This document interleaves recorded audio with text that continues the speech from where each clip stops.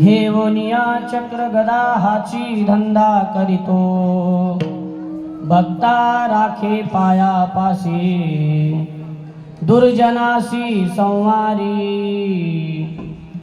अव्यक्त ते आकारले रूपाले गुणवंत,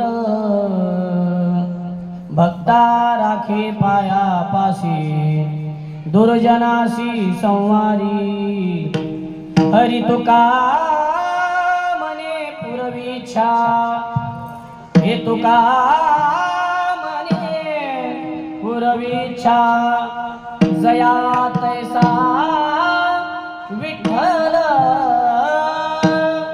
भक्ता राखे पायापाशी दुर्जनासी संवारी, पंढरीच्या देवराया, पंढरीच्या देवराया, दंडवत तुझी पाया, दंडवत तुझी पाया,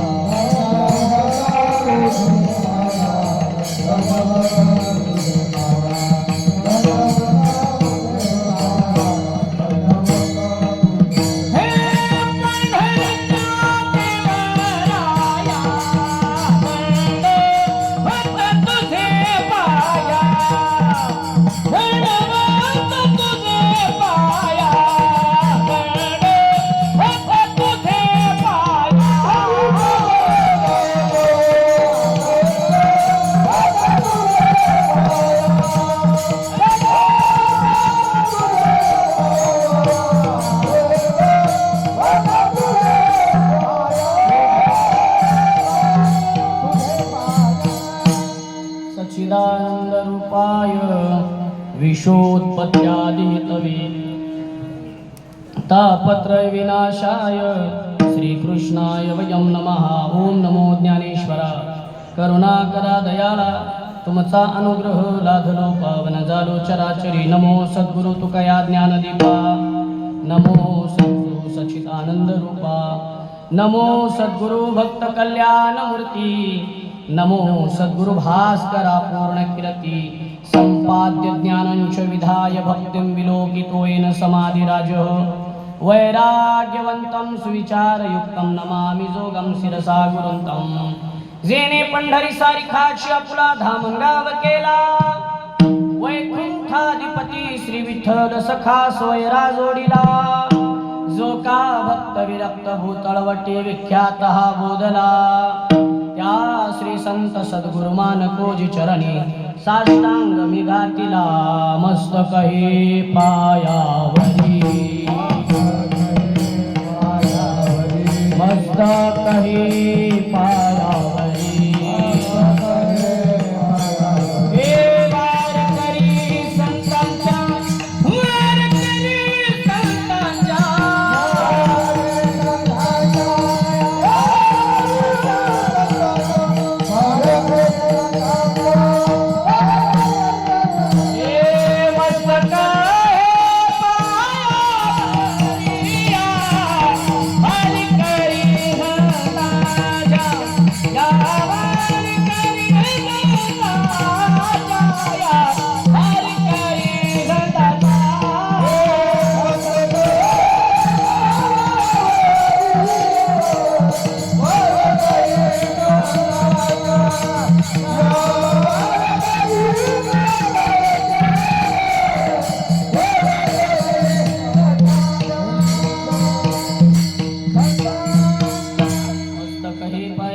या वारकरी संतांच्या घेऊनिया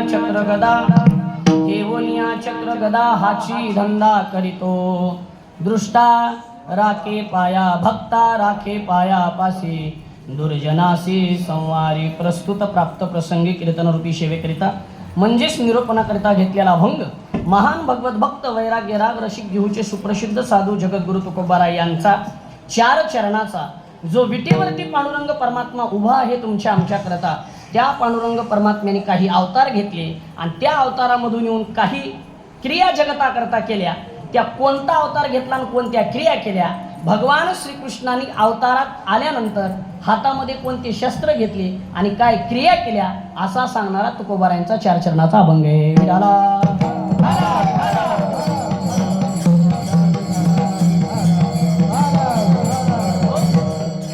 अखिल कोट ब्रह्मांड नायक पांडुरंग परमात्म्याच्या निशिमाशा कृपेने कैवल्य तेजनिधी साधकाचा मायबाप अलंकापुर निवासी भगवान श्री ज्ञानोबाराय वैराग्य राग रसिक जगद्गुरु तुकोबाराय तथा परिसरातील सर्व साधू संतांच्या कृपा आशीर्वादाने आदी वारकरी संप्रदायाला लाभलेल्या सर्व साधू संतांच्या म्हणजे चोखोबारायापासून ते निळोबारायापर्यंत आदी सर्व साधू संतांच्या कृपा आशीर्वादाने श्री भगवान श्रीकृष्णाच्या जन्म उत्सवानिमित्त आणि भगवंताच्याच जन्म उत्सवानिमित्त असणाऱ्या सप्ताहातील भगवंताच्या जन्म उत्सवाची ही कीर्तन सेवा संपूर्ण ग्रामस्थ मंडळी सरवली बरोबर ना सरवली यांच्या संपूर्ण मंडळाच्या वतीने माझ्या वाट्याला आलेली ही सेवा आणि सेवेकरिता घेतलेला अभंग जगद्गुरु तुकोबारायांचा आहे मायबाप आजचा दिवस काय आहे हे वेगळं तुम्हाला सांगायची गरज नाही कारण या सर्व माझ्या समोर बसलेल्या गवळणीकडे पाहिल्यानंतर लगेच कळतं की आज भगवान श्रीकृष्ण येणार आहे मी थोडासा विचार केला याविषयी म्हणलं गवळणी सगळ्या सजून चालल्यात आपण बी थोडंसं सजलं पाहिजे म्हणून मी थोडं मोठा काटाचं धोत्र घालून आलो विनोदाचा भाग सोडा पण आपल्या वारकरी संप्रदायामध्ये नाही तर हिंदू धर्मामध्ये अनन्यसाधारण महत्व असणारा आजचा दिवस आहे 20 एकादशी वर्षाला येणाऱ्या 24 एकादशी दर महिन्याला 2 येणाऱ्या त्या एकादशी आणि काही प्रमुख 5 उपवास वारकरी संप्रदायामध्ये आद्य सांगितलेले आहेत कोणते 5 उपवास रामनवमी वामन जयंती महाशिवरात्री तुम्ही सांगा मला आठवत नाही राधा अष्टमी आणि असं मला हे पाहिजे होतं मग तुम्ही असे धरून आणण्यासारखं बसू नका नरसिंह जयंती आणि वामन जयंती आणि आम्ही झोप महाराज वारकरी शिक्षण संस्थेमध्ये आमच्या गुरुवारी बोधे बाबा एक राधा अष्टमी आम्हाला धरायला सांगायची असे 5 प्रमुख उपवास आहेत ते उपवास आपण एकादशी सारखे धरले असतील असं मी गृहीत धरतो धरले पाहिजेत कारण आपण हिंदू धर्मामध्ये जन्माला आलात ना मग हिंदू धर्माच्या काही परंपरेला आपण मानलंच पाहिजे महाराज मी एक गोष्ट जाणीवपूर्वक कीर्तनाच्या सुरुवातीला बोलतो थोडंसं माफी मागून बोलतो बघा पटतंय का तुम्ही म्हणताल महाराजांनी सुरुवातीलाच आल्या सुरुवात केली पण तरी देखील बोलतो मला गरज वाटते म्हणून मला असं वाटतंय आपण हिंदू धर्मामध्ये जन्म घेऊन हिंदू धर्मातल्या सणाची एवढी विटंबना करतो महाराज की विचारूच नका परवा एक सण झाला ज्या सणाचं नाव आहे रक्षाबंधन बहिणीचं आणि भावाचं पवित्र असं बंधनातली ती रक्षाबंधन आहे काही अनेक रील स्टार स्वतःला म्हणून घेणाऱ्या लोकांनी त्या रक्षाबंधनचं सगळं वाटोळं करून टाकले महाराज तुम्हाला काय वाटतं मग आज नाही का बघा ना मोबाईलला कोण कृष्णा होतोय काय कोण राधा होतीये काय पण राधेचा कृष्णाचा काय संबंध होता राधा कृष्णाची कोण होती हे काही कळत नसताना सुद्धा आम्ही कुठेतरी आम्हाला सणाचा अभिमान मिरवत असताना कुठेतरी आपल्याच धर्माची आपल्याच सणाची आपल्याकडून चुकून का होईना विटंबना होते का याचा कधीतरी विचार करा विठाला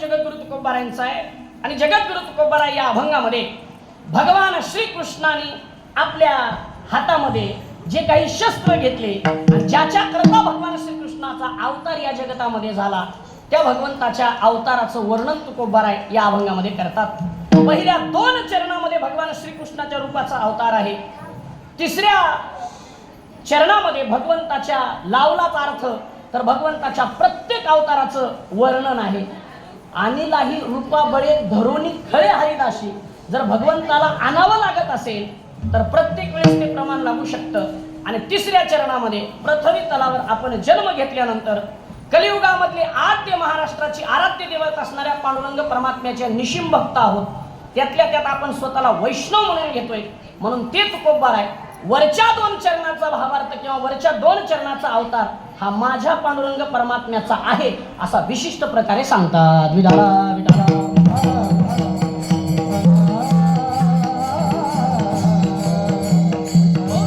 अशा प्रकारचा तुकोबारायांचा 4 चरणाचा अभंग मी सेवेकरिता घेतलाय. मला या अभंगाचा भावार्थ बरोबर अर्धा पाऊण तास सांगून मला भगवान श्रीकृष्णाच्या चरित्र कथेची थोडंसं सांगायचंय. कारण जन्माचं कीर्तन म्हणलं का कीर्तनकार हा बांधलेला असतो. कशाने बांधलेला? उपरणेने नाही, विषयाने बांधलेला असतो. वारकरी संप्रदायामध्ये काही नियम आहेत. कदाचित मी मागच्या वर्षी या ठिकाणी कीर्तनाला आलोय, माझ्या समोर काही मंडळी बसलेले आहेत, त्यांनी ऐकलं असेल तर लक्षात असेल, नसलं तर पुन्हा एकदा ऐकून घ्या. वारकरी संप्रदायामध्ये काही नियम आहेत. जे काही नियम आहेत ते अलिखित आहेत आणि काही नियम आहेत ते लिखित आहेत. आणि अलिखित नियमामध्ये काही नियम असे वारकरी संप्रदायामध्ये कुठल्याही सप्ताह म्हटला की कीर्तनकारांनी पहिल्या दिवशी भगवान परमात्म्याच्या नामाचं वर्णन किंवा भगवान परमात्म्याच्या स्वरूपाचं वर्णन करणारा अभंग घ्यावा असा दंडक आहे. दुसऱ्या दिवशी संत प्रकरणातील अभंग घ्यावा असा दंडक आहे. असं म्हणतात 3ऱ्या दिवसापासून स्वतंत्र कीर्तनकार आहे, पण 3ऱ्या दिवशी स्थितीपर प्रकरणातील अभंग घ्यावा. 4थ्या दिवशी एखादी विरहिणी घ्यावी. 5व्या दिवशी 6व्या दिवशी पुन्हा उपदेश प्रकरणातील घ्यावा. आणि 7व्या दिवशी भगवान परमात्म्याकडे काहीतरी मागणारा अभंग घेऊन 8व्या दिवशी जो लिखित असणारा नियम आहे. काय नियम आहे? येदशे चरित्र केले नारायणे रांगता गोदने रांगेत आहे, तेच चरित्र काल्या दिवशी सांगावं असा वारकरी संप्रदायाचा नियम आहे. पण आजच्या कीर्तनकाराला नियम असा आहे की आज भगवान श्रीकृष्णाचा जन्म असल्यामुळे भगवंता विरहित काही बोलू नये हा नियम आहे. म्हणून भगवंताचंच वर्णन करणारा मी 4 चरणाचा अभंग सेवेकरिता घेतलाय. विडाला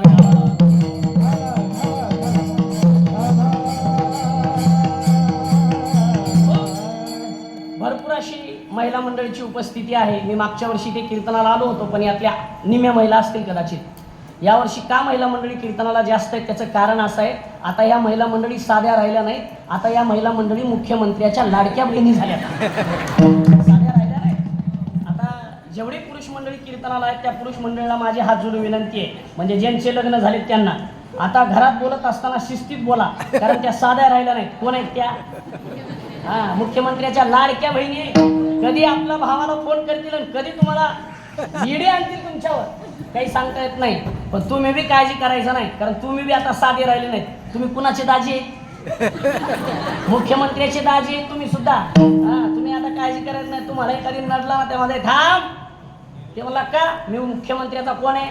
दाजी. साधा दाजी नाही, कसा दाजी आहे? लाडका दाजी आहे. असं काळजी काय महिला मंडळी बरं आहे बाबा. मला वाटतं मुख्यमंत्र्यांनी कीर्तनकाराकडे थोडं बघायला पाहिजे होते. लाडका कीर्तनकार अशी काही योजना काढली असती तर बरं झालं असतं. मला डिझेल फुकट, CNG फुकट असं काहीतरी ऐका. अगदी सगळ्या माता मौले या ठिकाणी प्रसन्नतेने सर्वजण आहेत.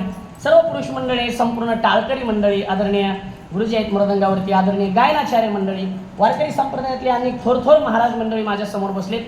सुंदर असणारी माईक सिस्टीम. तेवढं आमच्या ड्रायव्हरला आतमध्ये येऊ द्या. तुम्ही मध्ये या, आपल्याला लातूरला जायचे कीर्तन संपल्यावर. तुम्ही उभारून कीर्तन ऐकले तर मला उद्या लातूरला जाता यायचं नाही. तुम्ही आतमध्ये या, या इकडे. विडाला विडाला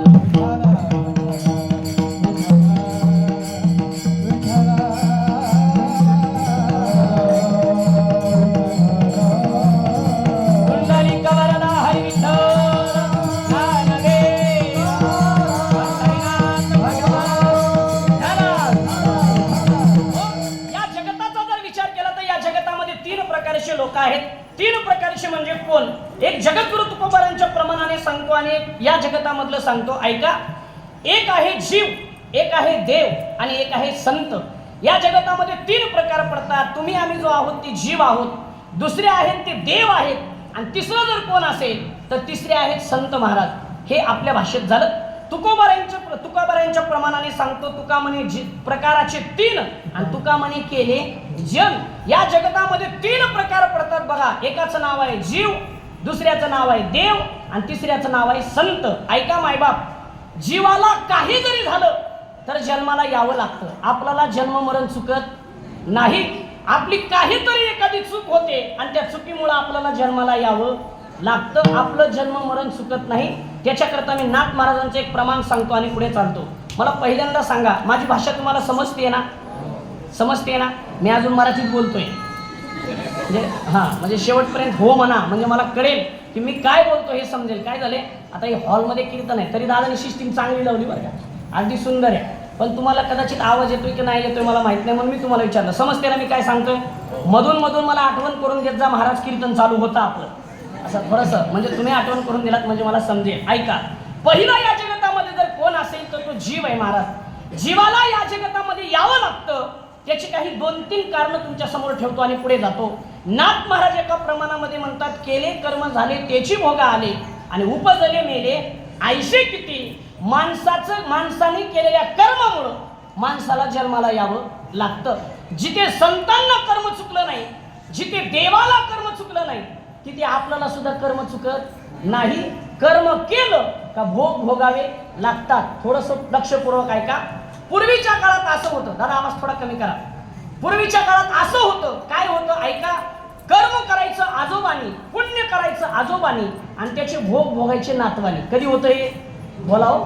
पूर्वीच्या काळात होतं. पूर्वी म्हणजे माझ्या लहानपणी 30 वर्षापूर्वी. म्हणजे पूर्वी असं होतं महाराज. मी उदाहरण म्हणून सांगेन, एखाद्या माणसाने जर घर बांधलं गुरुजी, घराचं बांधकाम पूर्ण झालं आणि त्या वास्तुशांतीच्या अगोदर सगळं पेंटिंगचं वगैरे काम झाल्यानंतर पूर्वीचे लोक त्या घरावरती नाव टाकायचे, आजोबाची पुण्याई, बाबाची पुण्याई, आईची, सासऱ्याची. म्हणा की काय अडचण आहे, एखादी घर जावाय असला तर त्याने म्हणावं सासऱ्याची पुण्याई. अशी पुण्याई पूर्वीच्या काळात लोक लिहायचे. का? कारण त्यांच्या पुण्याईने का होईना पण आमचं घर झालं हे लोक मान्य करायचे. आता परिस्थिती बदलली. आता ते वडिलांची पुण्याई, आजोबाची पुण्याई, असं टाकत नाही. आता काय टाकतात, श्रम साफल्य. म्हणजे ह्याने लय श्रम केलं आणि त्याचं हे साफल्य आहे. मला कळते का तुम्हाला? मला सांगायचे असं, पूर्वीच्या काळात असं होतं, पुण्य आजोबांनी करायचं आणि त्याचे भोग कुणी भोगायचे तर नातवानी भोगायचे. दादा आता परंपरा बदलली. आता परिस्थिती अशी आहे, ज्याने कर्म केलं त्याचे भोग त्यालाच भोगावे लागतात. मागच्या वर्षी या प्रमाणाचा थोडा विस्तार कदाचित मी केला होता असं मला वाटतं, त्यामुळे विस्तार करणार नाही पण बोलून जाईल पुढे. ज्याने पुण्य केलं त्याचे भोग आता आपल्यालाच भोगावे लागतात. त्याचे भोग दुसऱ्याला भोगता येत नाहीत. ते पूर्वी होतं महाराज. भोग कर्म एकाने करायचं, भोग एकाने भोगायचे, पुण्य एकाने करायचं आणि त्याचं फळ एकाने खायचे. किंवा आंबा आजोबाने लावायचा आणि त्याचे फळ कुणी खायचे, नातवाने खायचे. आता तसं राहिलं नाही. झाड सकाळी लावायचं, दुपारी फुलं येतात, संध्याकाळी खायचं, दुसऱ्या दिवशी मोडून टाकायचं. कारण सध्या निसर्गच बदललाय महाराज. निसर्गाची किती कमाल आहे. पहाटे थंडी वाजते, 10 वाजता पाऊस येतो, 4 वाजता ऊन लागते. एवढी परिस्थिती वाईट आहे सध्या. ऐका मला सांगायचे असं, ज्याने कर्म केलं त्याला जन्मावं लागतं. केले कर्म झाले त्याची भोग आले. एक कारण आहे, आपण केलेल्या कर्मामुळं जीवाला जन्माला यावं लागतं, आपल्याला जन्माला यावं लागतं. दुसरं एक कारण सांगतो, पाप पुण्य करून या जन्मा येतो प्राणी. मला तुम्हाला सर्वांना बोलायचंय की तुम्ही सर्वांनी उत्तर द्या. खरं सांगा, माझ्या समोर तुम्ही एवढे सगळेजण बसलात, अत्यंत पापी कोण या मंडपात आहे का? हात वर करा जरा. म्हणजे पापी नाही कुणीच नाही, सगळेच. अत्यंत पापी कुणी आहे का? कुणाला वाटते का मी पापी आहे का पापी? जाऊ द्या, तुम्ही कोणीच पापी नाही. बरं, अत्यंत पुण्यवान कोण आहे? एखाद्या पुण्यवानाने हात वर करा. नाही म्हणजे तुम्ही चोरही नाही आणि तुम्ही अरे कोण आहेत मग तुम्ही? म्हणजे आपण जे करतोय आपल्याला कळतंय की आपण पापही करत नाही आणि आपल्याकडून पुण्य होत नाही. माफी मागून थोडंसं बोलतो बघा. ऐका, आपल्या घरात आपला बारका भाऊ आहे आणि बारक्या भावाबद्दल जीवन जगत असताना, एखादी गोष्ट घरात करत असताना आपल्याला कळतं की आपल्या बारक्या भावावरती आपल्याकडून काय होतोय, अन्याय होतोय. माणसं सोडून देतात का? नाही सोडून देत महाराज. का सोडून देत नाहीत? कारण कुठंतरी त्याला पुळका कुणाचा असतो?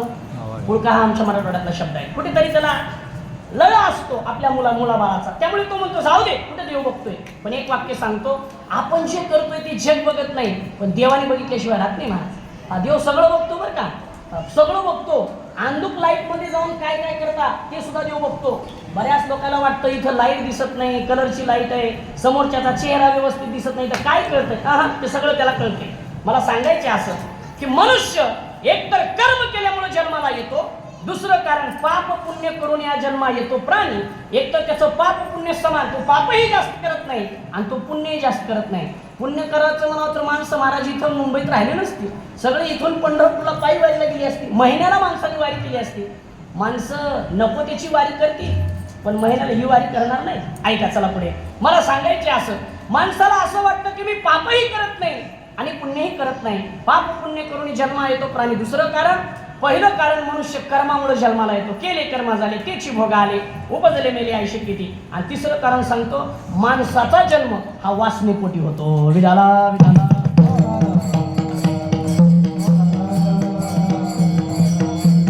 जन्म घेणे लागे वासनेच्या संगे, जन्म घेणे लागे वासनेच्या संगे.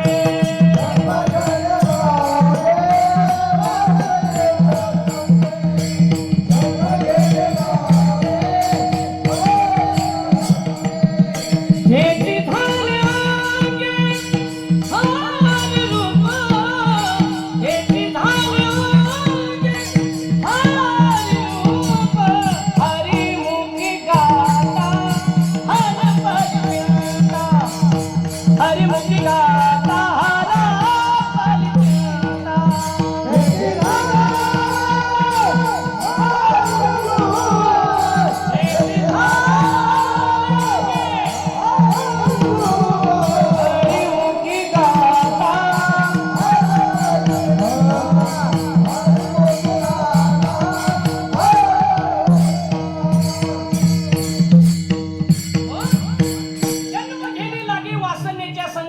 झाले अंगे हरिरूप. माणसं जन्म घेतात एकतर वासनेमुळे, माणसं जन्म घेतात एकतर कर्मामुळे आणि माणसं जन्म घेतात एकतर पाप आणि पुण्यामुळे. एक वाक्य सांगतो ऐका, आपण करत असलेलं कर्म चुकीचं का योग्य हे प्रत्येक माणसाला कळतं. माझ्या समोर बसलेल्या प्रत्येक माणसाला कळतं. कळतं म्हणजे 100% कळतं. आपण करत असणारं कर्म हे चुकीचं आहे हे करू नये. एक बुद्धी आपल्याला सांगते मायबाप, पण दुसरी बुद्धी म्हणते चल काय होतंय त्याला, काय म्हणते चल काय होतं त्याला, म्हणतात का नाही असं माणसं. संध्याकाळी ड्युटीहून येत असताना, उदाहरण म्हणून सांगतो, इथं कोणी तसं नाही, संध्याकाळी ड्युटीहून येत असताना येता येता जर दिसलंच रेस्टॉरंट बार बिरास काय म्हणतात ना त्याला, मला माहित नाही, ते जर दिसलं तर सहज माणसांची पाय काय करतात तिकडे वळतात. महाराज तिकडे वळतात. वळत असताना एक मन सांगत असतं नको आज जन्माष्टमी आहे. काय सांगत नको आज जन्माष्टमी. त्याला काय होते, सगळेजण असे सेंट मारून येणार काय करते आपलं, असं एक मन म्हणत असतं. मी आता अनेक उदाहरणे याच्याकरता सांगेल पण आता वेळ घेणार नाही सांगून. म्हणजे माणसांना कर्म करत असताना सुद्धा हे कळतं की या कर्मातून आपलं पाप घडतंय, या कर्मातून आपलं पुण्य घडतंय, तरी देखील माणसं काम सोडत नाहीत. म्हणून कर्मामुळे माणसाला जन्म घ्यावा लागतो. दुसरं कारण वासनेमुळे माणसाला जन्म घ्यावा लागतो आणि तिसरं कारण पाप पुण्यामुळे माणसाला जन्म घ्यावा लागतो. म्हणजे जीवाला यावंच लागतं हे चुकत नाही. जीवाला यावंच लागतं चुकत नाही त्याला जीव म्हणतात. एकाला यावं लागतं त्याला कधीच चुकत नाही त्याला जीव म्हणतात. आणि दुसरे आहेत ते संत. संतांना यावं लागत नाही, संतांना आणावं लागत नाही. संत हे स्वतः होऊन येतात. पण कशा करता येतात महाराज आणि कुठून येतात. आम्ही वैकुंठवासी आलो याची कारणासी.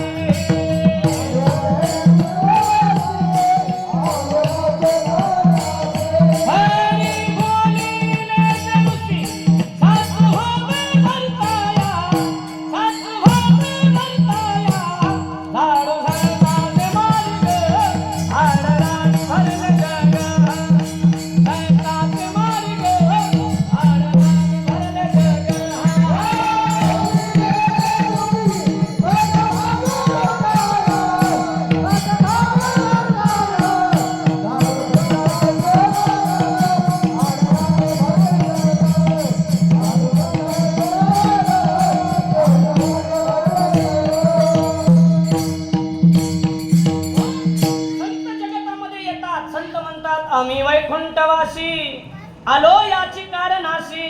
बोलले जे ऋषी साच भावे वर्ताया. कशा करता येतात संत. जगाच्या कल्याणा संताच्या विभूती. देह कष्टविती परोपकारी किंवा बुडत हे जन न देखावे डोळा येतो कळवळा. म्हणून संत जगतामध्ये येतात. खरं सांगू का मला वाटतंय संतांनी अवतार घेण्याकरता थोडासा विलंब लावला नाही पाहिजे. वेळोवेळी संत अवताराला आले पाहिजे महाराज, वेळोवेळी. आणि एक वाक्य बोलू का बघा, कुणाला पटेल किंवा नाही पटेल. सध्या या 2024 मध्ये तरी संतांच्या अवताराची फार गरज आहे महाराज. मागचा आठवडा जर पाहिला तर सोशल मीडिया उघडून पाहावं वाटत नव्हतं, एवढ्या घटना या भारतामध्ये घडल्या. जाऊ द्या, भारत लय लांब बोललो मी. कुठे घडल्या? महाराष्ट्रात तुमच्या. किती वाईट घटना घडल्यात. याच्याकरता संतांनी आलो पाहिजे. थोडंसं माफी मागून बोलू का? एक वाक्य बोलतो बघा, जे मला वाटतं ते बोलतो. कदाचित माझं चुकीचं असेल तर मला कीर्तन झाल्यावर सांगा महाराज तुम्ही चुकताय, पण नक्की बोलेल महाराज. हे जे घटना घडतायत ना, याला कारणीभूत कुठंतरी आपले आई वडील आहेत महाराज, कुठेतरी आपले आई वडील आहेत. मला सांगा किती संस्कृती बदलली हो. महिला मंडळी, तुम्ही माझ्या सगळ्या आईसारख्या आहेत, तुम्ही मला सगळ्या बहिणीसारख्या आहेत. जर चुकलं तर तुम्ही मला बिनधास्त कीर्तन झाल्यावर बोला, अगदी बोला मनाने. खरं सांगा, आतापर्यंत भरपूर फॅशन झाल्या, पण माणसाने गुडघ्याच्या वरी पॅन्ट घातली का? बोला बोला जरा बोला. आपल्या मंडळाचं नाव फार छान आहे. काय नाव आहे? भागवत धर्माचार, धर्माचं आचरण करणारं हे मंडळ आहे म्हणून बोलतो. आणि आजचं कामच ते आहे महाराज. मग सांगा ना तुम्ही, एवढ्या फॅशन निघाल्या, गुडघ्याच्या वर माणसांची पॅन्ट कधी आली का? लाजा वाटतात का तुम्हाला? माझं बोलणं असं आहे, कदाचित माझं बोलणं तुम्हाला वाईट वाटेल. मी तुमच्या भावासारखं आहे. आणि किती फॅशन, किती फॅशन, किती फॅशन. महाराज मी नेहमीच मुंबईला कीर्तनाला येतो. ते आमचे वर्गमित्र, मी पुण्यात कॉलेजला होतो, माझे बरेच वर्गमित्र ठाण्याला वगैरे राहतात. ते नवीन काहीतरी निघाले बघा. ते माझे वर्गमित्र म्हणले, महाराज तुम्हाला आम्ही फक्त बॅनरवरच पाहतो, तुम्ही आता चांगले कीर्तनकार झाले, असे तुम्ही आमच्याकडे येत नाहीत, कधीतरी आम्हाला भेटायला या. मी म्हटलं बाबा मला वेळच नसतो. बरं असला वेळ तरी मी तुम्हाला भेटायला येऊ शकत नाही, कारण या परिस्थितीत तुम्हाला भेटायला म्हणजे तुम्हाला लाज वाटत नाही धोत्रावर. हे वेळेने आले पाहिजे. तरी गेट टुगेदर का काहीतरी असतं ना, ते आमच्या ठाण्यातल्या मित्रांनी ठेवलं, ते विवाना मॉलला. मी तिथे जाण्याकरता मी स्टेशनवर उतरलो, त्या प्लॅटफॉर्म क्रमांक 1 वरती थांबलो होतो, जिथून CSTला काय लागते? ट्रेन लागते. ऐका, घडलेली घटना आहे, मी विनोद म्हणून सांगत नाही. तिथे थांबलो आणि तिथे थांबल्यानंतर एका भिकाऱ्याचं आणि एका मुलीचं भांडण लागलं होतं. आता भांडण कशा करता होता ऐका. त्या पोरीने तिथून वरच पॅन्ट घातली होती, ती अशी फाटलेली होती. इथून वर टॉप घातलेला होता, त्याच्या सुद्धा भाया काय होत्या? इथे फाटलेल्या होत्या. आणि अशी झुळी अडकवली होती. झुळीला काय म्हणतात? पर्स. ती अशी झिळमिळीची होती महाराज. आणि अशा अवतारामध्ये ती पोरगी तिथं थांबल्यानंतर एक भिकारी तिला भांडत होता, हा प्लॅटफॉर्म माझ्या वाट्याला आला, तू इथं काय करतेस? जरा लेट कळलं तुम्हाला.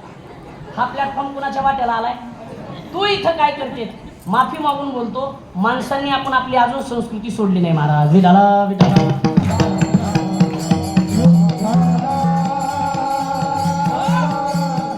यावर्षी जन्माष्टमीला माझ्या माता मौलीला माझी हात जोडून विनंती आहे. मी तुमच्या भावासारखं आहे, तुमच्या पाया पडून तुम्हाला विनंती करतो, इथून उठताना फक्त एकच विचार करा.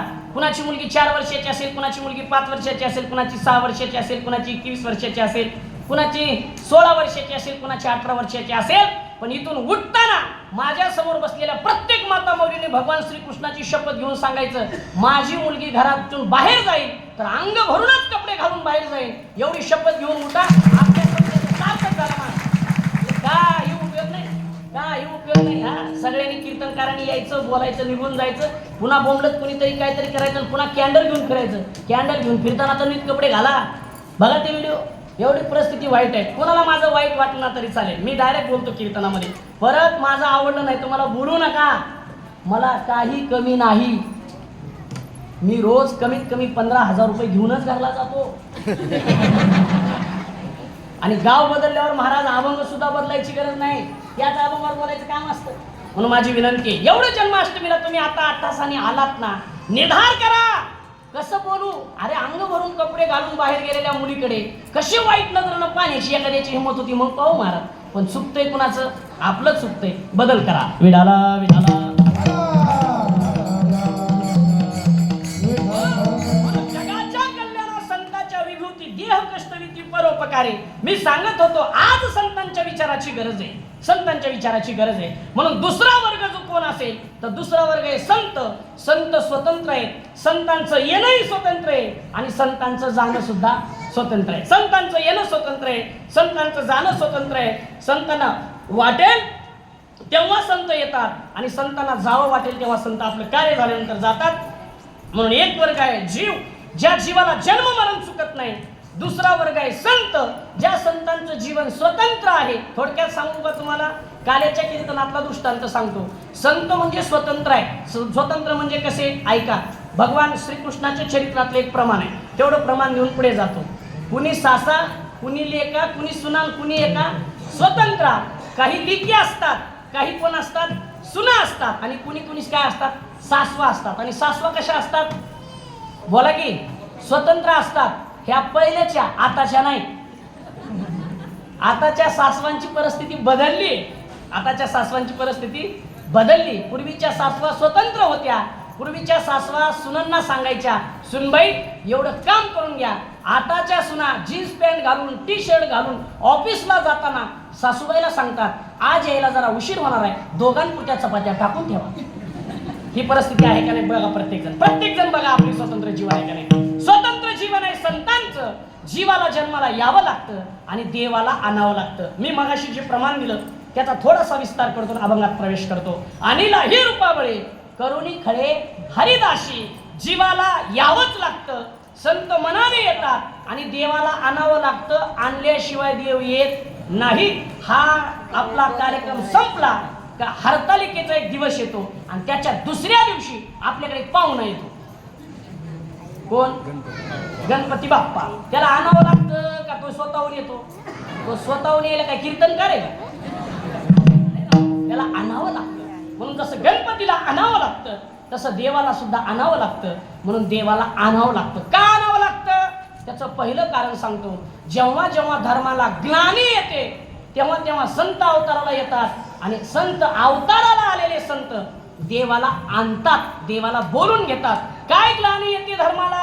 आता जशी धर्माला ग्लानी आली महाराज, सध्या महाराष्ट्राची परिस्थिती फार वाईट आहे, फार वाईट आहे. आम्ही रोज फिरतो बघा, मी रोज फिरतो. आज एक घटना घडली. कुठे पाटील?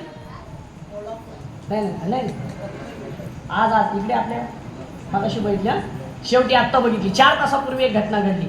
एवढी वाईट परिस्थिती आहे महाराज. असा जिल्हा सुटत नाही, असा तालुका सुटत नाही, असं गाव सुटत नाही.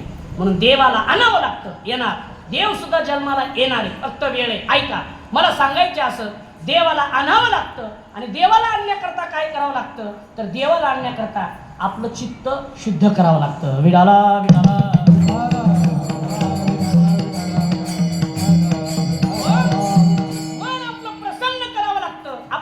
शुद्ध करावं लागतं. चित्त शुद्ध केलं का देवाला आणता येतं.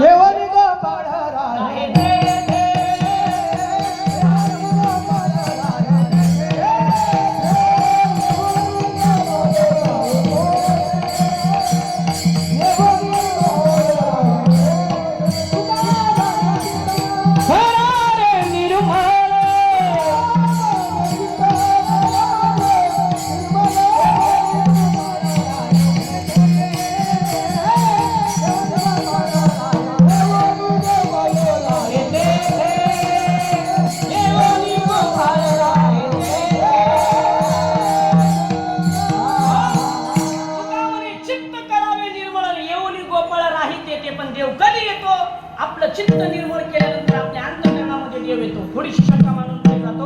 ऐकताय म्हणून सांगतो. देव हृदयामध्ये आहे, त्याला आणायची गरज नाही. भगवान श्री ज्ञानोबा भाषेत सांगतो, तैसा हृदयामध्ये मी रामू आस्था सर्व सुखाचा आरामू की भ्रांताशी कामू विषयावरी.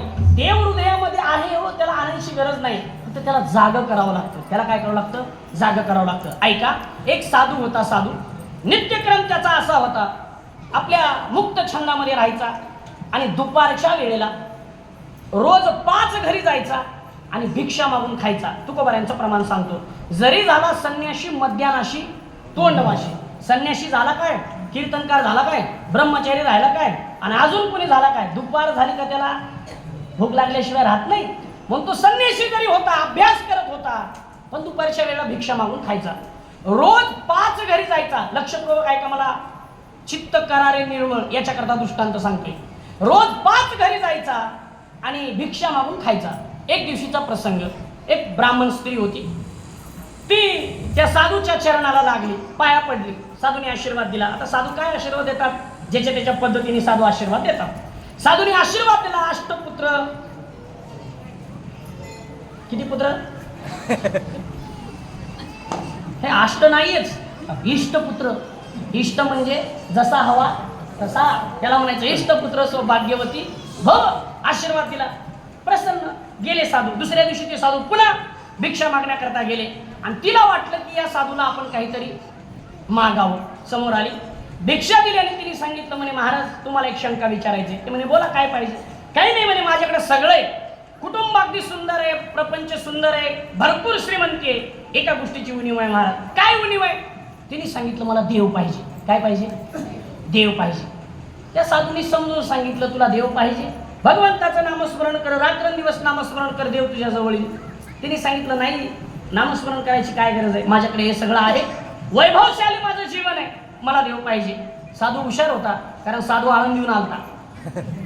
कळलं का बघा. हा, साधू हुशार होता.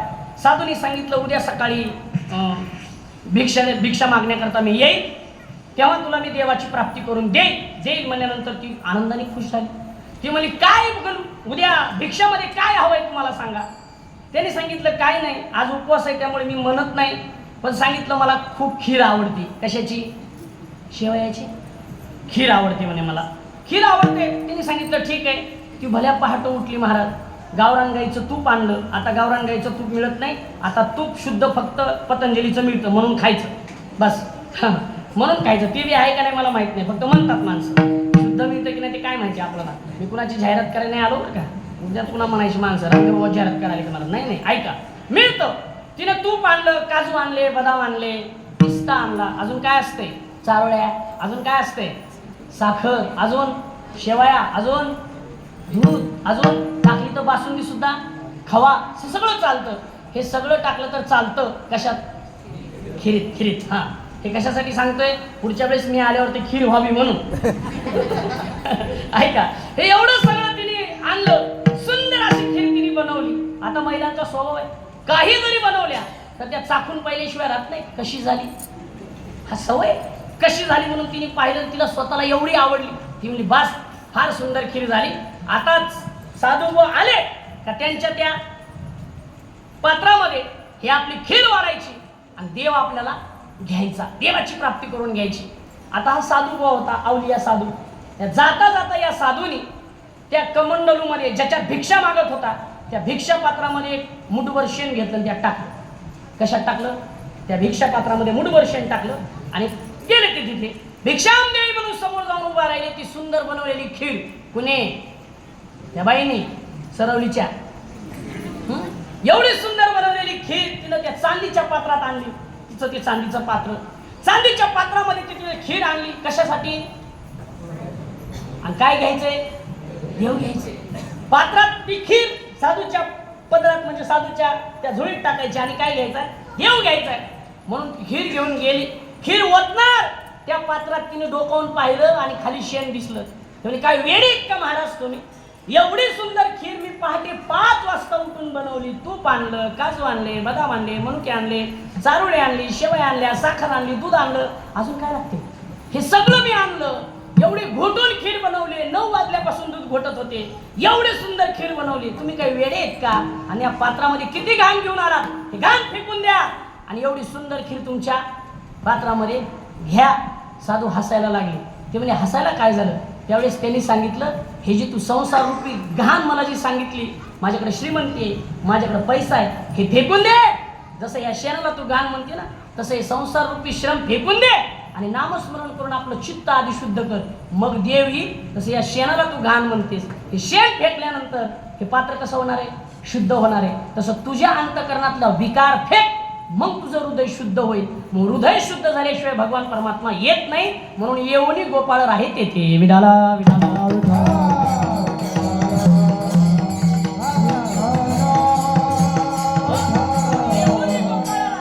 जीव आहे, ज्या जीवाला कर्मामुळे, वासनेमुळे, पाप पुण्यामुळे जन्म घ्यावा लागतो. एक दुसरे आहे संत. संत जन्माला येतात आणि देवाला आणावं लागतं. आणण्याकरता काय करावं लागतं, तर आपलं चित्त काय करावं लागतं, शुद्ध करावं लागतं. तसं चित्त शुद्ध कुणी केलं, अनेकांनी चित्त शुद्ध केलं आणि भगवान परमात्म्याला बोलून घेतलं महाराज. पण कशा करता, धर्माचं रक्षण करण्याकरता भगवान परमात्म्याला बोलून घेतलं. भगवान परमात्मा धर्माचं रक्षण करण्याकरता आला, पण कसा आला, अभंगाचं पहिलं चरण.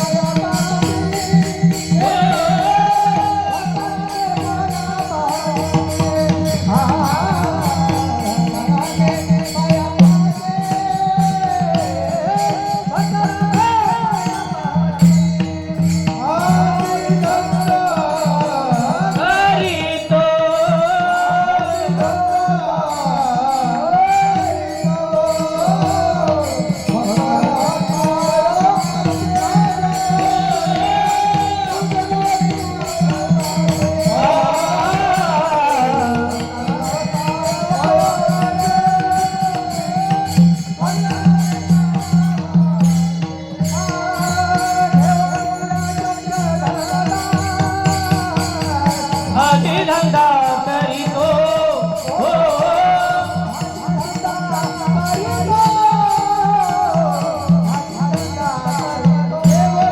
जगधा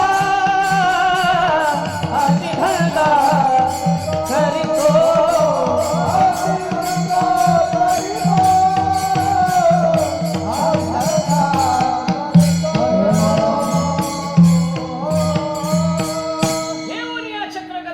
धंदा करीतो तो भगवान परमात्मा आपण सगळ्या जीवाने आपलं चित्त शुद्ध करून भगवान परमात्म्याला आणलं पण तो भगवान परमात्मा कसा आला कसा आला घेऊन या चक्र आणि गदा घेऊन आला मग भगवंताने आपल्या सुदर्शन चक्राने कुणाचं रक्षण केलं आणि आपल्या गदा सांभाळून कुणाचं रक्षण केलं हे दृष्टांत आपण पाहू विडाला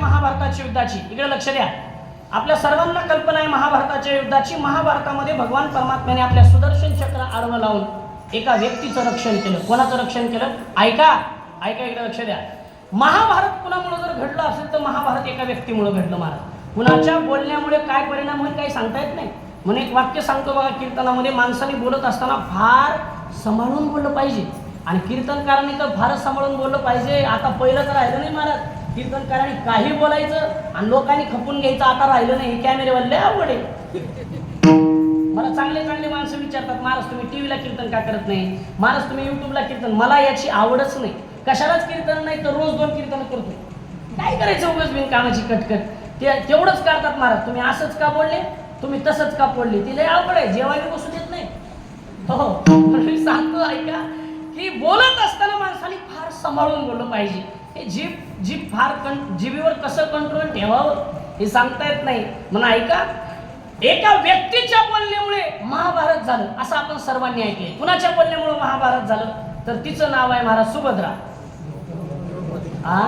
द्रौपदी म्हणजे तुम्ही आहे द्रौपदी पांचाली तिच्या बोलण्यामुळे काय झालं महाभारत झालं कारण ती एकच वाक्य बोलली आंधळ्याची पोरं आंधळीच एवढंच बोलली मला असं वाटतंय त्या द्रौपदी एवढं जर बोलली नसती तर महाभारत झालं असतं का नसतं झालं ना आणि महाभारत झालं नसतं तर आज अष्टमी झाली असती का मग द्रौपदी बोलली चांगलं झालं का वाईट झालं मग तुम्ही रोज बोलत जा बाया खुशाल म्हणतात चांगलं झालं तुम्ही रोज बोलत जा नाहीतर तुम्ही बोलतायच परंपरा अशी होती आमच्या महाराष्ट्राची अशी परंपरा होती थोडी परंपरा बदलली विनोदाने सांगतो मी कुणाला हिनवत नाही परंपरा अशी होती पूर्वीच्या काळात सकाळी पुरुष मंडळी आंघोळ महिला मंडळींची आंघोळ झाली पूर्वी महिला पहाटेच उठायच्या लवकर उठायच्या सगळे कामं आवरायच्या स्नान वगैरे करायच्या मग आपले पतिदेव उठल्यानंतर त्यांचे स्नान वगैरे व्हायचं आणि मग स्नान झाल्यानंतर महिला मंडळी बिचाऱ्या हळूच डोक्यावर पदर घ्यायच्या आणि आपल्या नवऱ्याच्या कधी आता चालू आहे का आता हे कधी पूर्वी असं होतं ना असं आता राहिलं नाही आता काळ बदलला कारण आता पहाटेनीच आपली वेळ बदलली पूर्वी पहाटे 4 वाजता पहाट व्हायची, आता पहाट होती 8:30 वाजता. बरं बिग बॉस बघायला उशीर झाल्यावर 11 वाजतात. निकीला बघावं लागते ना. काय त्या जान्हवीचं तर लईच वाईट वाटलं मला. बिचारे भगवान श्रीकृष्णाने आपली सुटका आई वडिलांची सुटका केली आणि त्या रितेश देशमुखने जान्हवीला पिंजऱ्यात टाकलं. किती वाईट आहे बघा, कशा खुलल्यात. घरात बिग बॉस चालू आहे त्यांचं बघा. ऐका मला सांगायचं आहे असं की मग आता पहाटेच वेळ बदलली.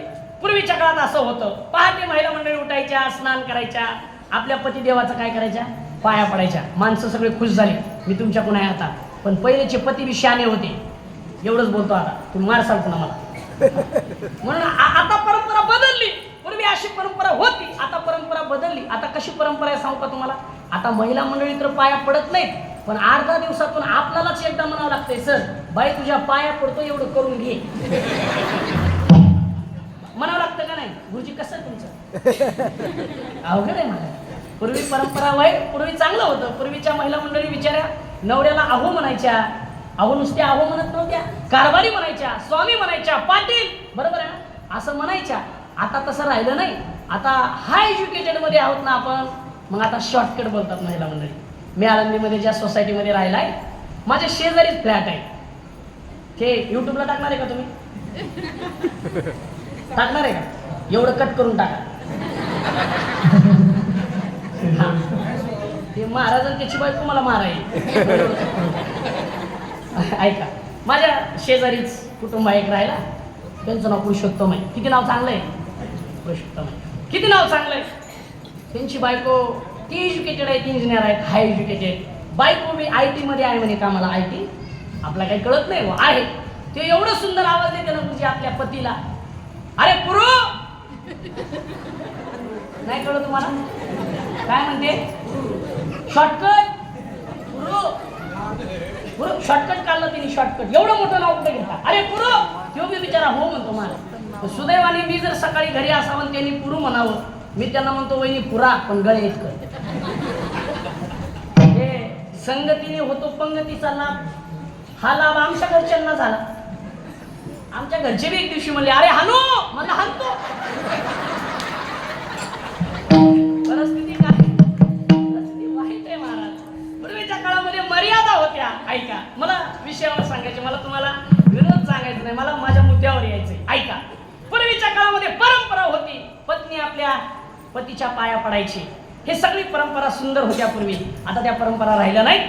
म्हणून मला माझ्या मूळ दृष्टांताकडे यायचंय. एका स्त्रीचं बोलणं महाभारत करू शकतं. एका स्त्रीचं बोलणं रावणासारख्या वधाचं वध सुद्धा करू शकतं, रामायण सुद्धा घडू शकतं. म्हणल्यावर शब्दात किती पावर आहे बघा. म्हणून शब्द वापरत असताना माणसाने फार जपून वापरले पाहिजे. मला हे सांगायचंय. ऐका, मला आता सगळं रामायण सांगायचं नाही. द्रौपदी बोलली म्हणून रामायण घडलं. आणि त्या रामायणामध्ये एक व्यक्तिमत्व असं होतं, ज्या व्यक्तिमत्वाचं नाव आहे उपमन्यू, अभिमन्यू. अभिमन्यू म्हणजे अर्जुनाचा मुलगा, सुभद्रेचा आणि अर्जुनाचा मुलगा. त्या अभिमन्यूने चक्रव्यूहात जाण्याचा अभ्यास आपल्या आईच्या गर्भात असताना ऐकला. मला पूर्ण कथा सांगायची नाही, मला फक्त दृष्टांताला स्पर्श करून पुढे जायचंय. बघा, आईच्या गर्भात असताना अर्जुनाने सुभद्रेला सांगितलं की चक्रव्यूहामध्ये प्रवेश कसा करायचा. आईच्या गर्भात असताना त्या अभिमन्यूने हे सगळं शिक्षण घेतलं. पण झालं काय, ऐका, अर्जुन सांगत होता, सुभद्रा ऐकत होती. अर्जुन सांगत होता, सुभद्रा ऐकत होती. आणि ऐकता ऐकता सुभद्राला लागली झोप. अर्जुनाने चक्रव्यूहात प्रवेश कसा करायचा हे सुभद्रेनं ऐकलं, पण चक्रव्यूहातून बाहेर कसं यायचं हे तिनं ऐकलं नाही. त्यामुळं अभिमन्यूने त्या चक्रव्यूहामध्ये जाण्याचा मार्ग त्याला माहिती होता, पण बाहेर येण्याचा नव्हता. अभिमन्यू चक्रव्यूहामध्ये गेला आणि चक्रव्यूहामध्ये गेल्यानंतर सगळ्या बलाढ्य कौरव सैन्याने अभिमन्यूला मारलं. जमिनीवरती अभिमन्यू पडला आणि जमिनीवरती अभिमन्यू पडल्यानंतर एक जयद्रथ नावाचा बलाढ्य असा पराक्रमी माणूस, पराक्रमी शूरवीर होता, सरदार होता. मेल्यानंतर त्या अभिमन्यूच्या डोक्यात त्याने लात घातली. मेल्यानंतर घातली. मायबाप, पूर्वीच्या काळामध्ये परंपरा सुंदर होती. त्या कधीतरी बघा, ते महाभारत बघा, एखादी कौरव सैन्यातली जरी व्यक्ती मेली तर सगळे पांडव त्याच्या मळकीला जायचे. आणि एखादी पांडवातला व्यक्ती मेला तरी सगळी कौरव सेना त्याच्या मैतीला यायची. आता भाऊ भावाच्या मैतीला जात नाही, एवढी वाईट परिस्थिती या महाराष्ट्राची. माझ्या समोर बसलेल्या कित्येक बहिणी अशा आहेत, कित्येक बहिणी आहेत ज्या राखी बांधायला भावाकडे गेले नाही. का गेले नाही? गुंट्याचे पैसे दिले नाही त्यांनी. हो, मी कमीत कमी तुमच्या तोंडाकडे बघून कमीत कमी 10 ते 15 बाया इथं बसल्या ठिकाणी उठू शकतो. हो हो, उठणारच महाराज, परिस्थिती तशी. हा, सध्या परिस्थिती तशी म्हणा. ऐका, तिने डोक्यात लाथ मारली आणि ते माहीत झाले. हे सगळं अर्जुनाला संध्याकाळी बसल्यानंतर सांगितलं आणि अर्जुनाला एवढा राग आला आणि अर्जुनाने शपथ घेतली. ऐका, मला चक्र सांगायचंय. अर्जुनाने शपथ घेतली, उद्या संध्याकाळी सूर्य मावळेपर्यंत एकतर जयद्रथ मरेल आणि जर जयद्रथ मेला नाही तर अर्जुन आत्महत्या करेल, अशी अर्जुनाने शपथ घेतली. कृष्णाने सांगितलं, अर्जुना बोलण्याच्या आधी विचार करत जा. अर्जुनाने सांगितलं, टेन्शन घ्यायचं नाही म्हणणार, सरकार आपलं आहे. ठीक आहे, हा, काय अडचण आहे, करणार. ठरलं महाराज, ठरलं. आणि दुसऱ्या दिवसाचा दिवस उजाडला. जयद्रथाला ही कल्पना दिली. जयद्रथ जिथं युद्ध चालू होतं तिथून फार दूर जाऊन उभा राहिला आणि आतमध्ये एवढे अडथळे आणले. आता सगळं सांगत बसत नाही, एवढे अडथळे अर्जुनाला आणले. दिवस मावळ तिकडे चालला. जयद्रथ काय अर्जुनाला सापडला नाही. शेवटी भगवान श्रीकृष्णाला काळजी होती. भगवान श्रीकृष्णाने आपलं सुदर्शन चक्र हे सूर्याकडे पाठवलं आणि सूर्याला सुदर्शन चक्र काय केलं, आडवं लावलं. सुदर्शन चक्र आपलं आडवं लावलं. जयद्रथाला आणि अर्जुनाला आणि सगळ्या कौरव सैन्याला आणि पांडव सैन्याला असं वाटलं की आता सूर्य मावळला. इकडे धर्मराजाने शंख फुकलं सूर्य मावळला म्हणून, तिकडे कर्णाने शंख फुकला सूर्य मावळला म्हणून. हा, द्रोणाचार्य, कृपाचार्य, भीष्माचार्य या सगळ्यांनी युद्ध संपलं म्हणून शंख फुकला, कारण दिवस मावळला. आणि जयद्रथाला एवढा आनंद झाला की जयद्रथ धावत लांब होता पण तिथून धावत अर्जुनाच्या समोर आला आणि अर्जुनाला म्हणू लागला, हे अर्जुना, बघ सूर्य मावळलाय, कर कर आत्महत्या कर, कर आत्महत्या कर. त्यावेळेस अर्जुनाने खाली मुंडी घातली. अर्जुनाने आपल्या हातातला गांडीव म्हणजे धनुष्य टाकून दिला. अर्जुनाने गुडघे खाली टेकले. त्यावेळेस माझ्या भगवान श्रीकृष्णाला वाटलं आता अर्जुन हरल्यासारखा करतो. अर्जुनाने मान खाली घातली, डोळे डबडबून अर्जुनाचे आले आणि भगवंताने त्या आपल्या सुदर्शन चक्राला सांगितलं, थोडं बाजूला हो. आणि सुदर्शन चक्र बाजूला घेतलं आणि अर्जुनाला उतरवून सांगितलं, अर्जुना, हा बघ सूर्य आणि हा बघ जयद्रथ. आणि अर्जुनाने आपल्या एका बाणाने त्या जयद्रथाचा काय केला, वध केला. म्हणून घेऊन या चक्र घेऊन अर्जुनाचं सांत्वन केलं. विठाला विठाला.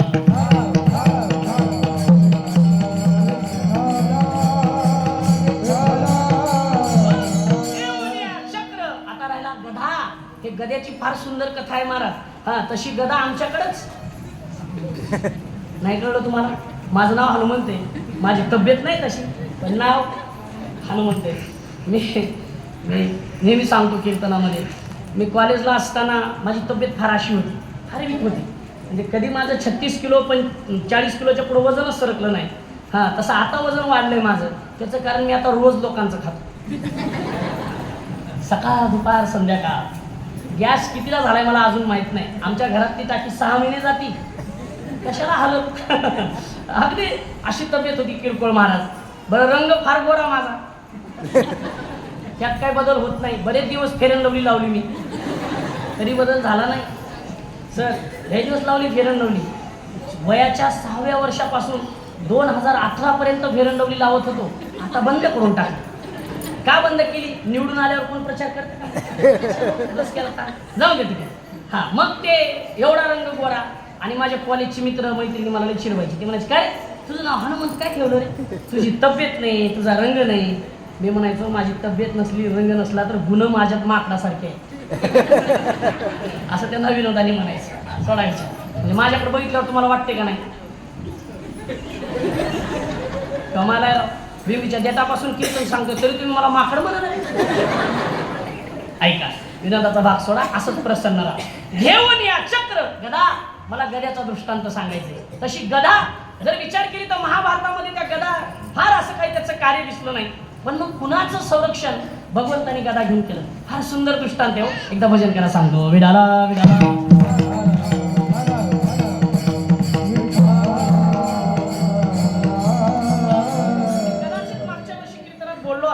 आठवतंय का बघा. कारण सध्याच्या कीर्तनकारांनी ना कीर्तनाचा फॅटच बदललाय महाराज. जे पुराणात आहे ते सांगत नाहीत, संतांचं चरित्र सांगावं, देवाचं चरित्र सांगावं हे सांगत नाहीत. आई सांग, बाप सांग, माय सांग, आता बायकोच सांगायची राहील.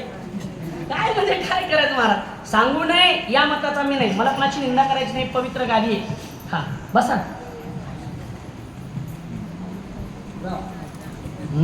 विडाला विडाला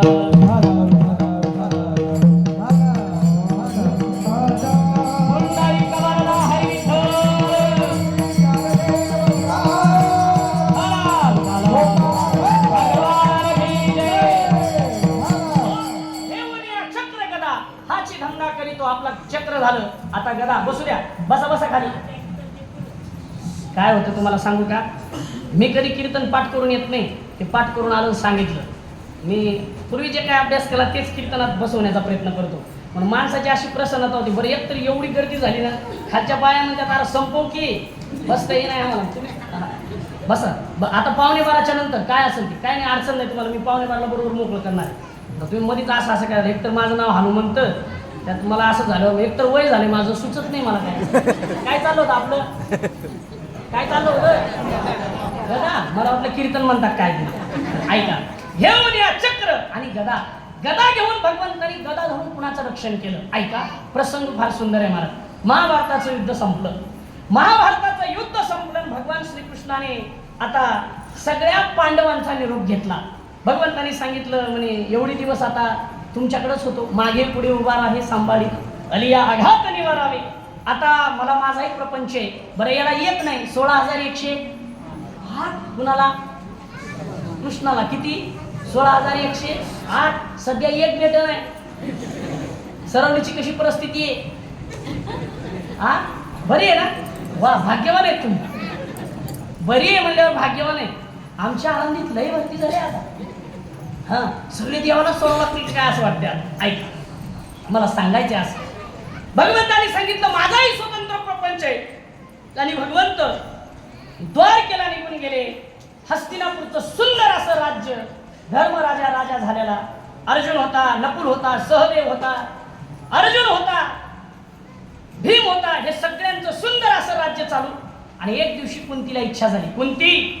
कुंती कोण, पांडवाची आई, भगवान श्रीकृष्णाची आत्या. लक्षात ठेवा, कुंतीला एक दिवशी इच्छा झाली. कुंती म्हणली काय पोरं आहेत, भगवंतांनी एवढं युद्धात सहकार्य केलं तरी एकदा सुद्धा देवाची आठवण काढली नाही.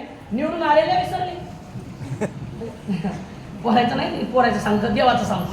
म्हणले सगळं केलं देवाने, किती केलं. अरे घोडी धुतल्या, तुमचे जीव प्राण वाचवले, नको नको ते काम तुमची केली, पण पोरं देवाला विसरले.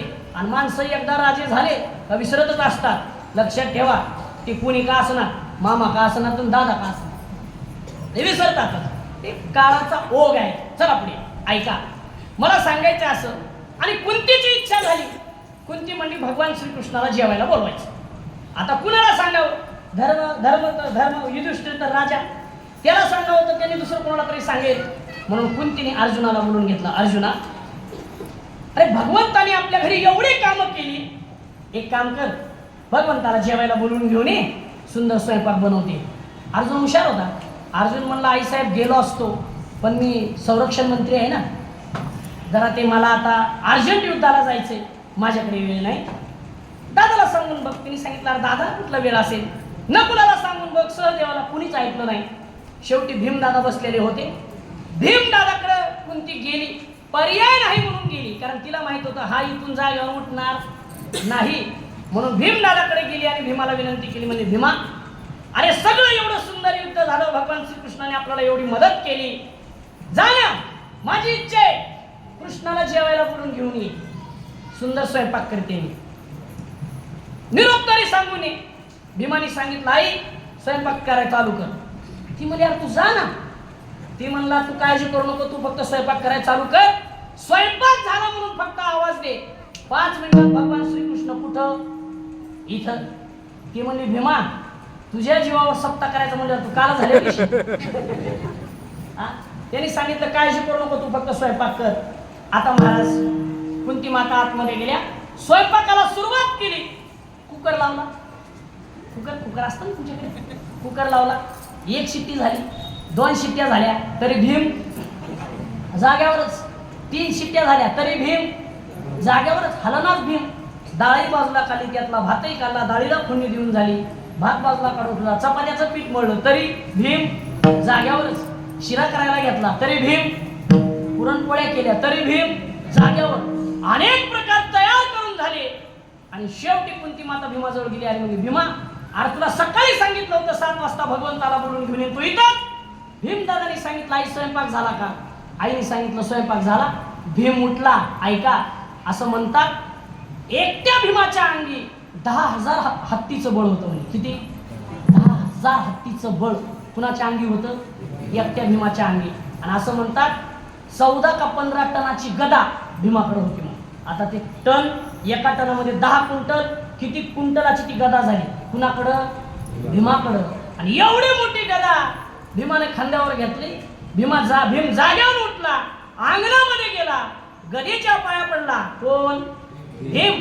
गदा अशी उंच फेकली आणि भगवंताला विनंती केली, म्हणजे देवा, ही गदा माझ्या मानेत पडण्याच्या आधी जर तुम्ही इथं आले नाही तर या गदीच्या खाली मान देईन आणि माझा मृत्यू होईल. भीम जाग्यावर थांबले. गदा उंच फेकली. ती काय गदा हनुमंताने फेकली होती का?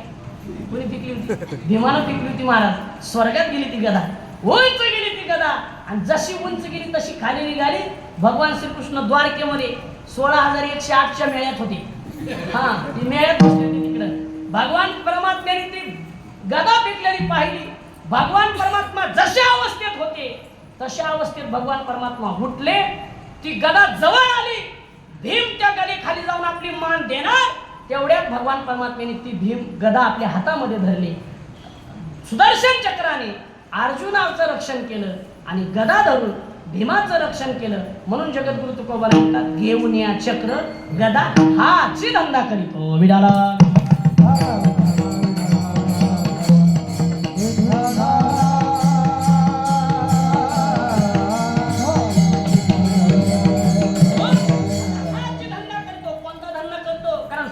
धंदा वेगळा आहे महाराज. या जगतामध्ये संतांचा धंदा वेगळा, आपला धंदा वेगळा आणि देवाचा धंदा वेगळा. चला, जीवाचा धंदा. जीवाचे लय धंदे. एका धंद्यावर जीव समाधानी राहत नाही. आता कीर्तनात भागतंय म्हणल्यावर दुकान टाकायची काय गरज आहे का? काही गरज नाही महाराज, बरोबर आहे की नाही? किंवा जॉबला असताना सगळं भागत असताना पुन्हा घरी काहीतरी कुटाने करायची गरज आहे का? चांगला पगार आहे, नवऱ्याला चांगला पगार आहे, आयटीत कामाला नवरा आहे, 1-1.5 लाख रुपये नवऱ्याला पॅकेज आहे, तरी ब्युटी पार्लर टाकायची नाही? कळलं होय तुम्हाला? तरी ब्युटी पार्लर टाकायची काय गरज आहे का?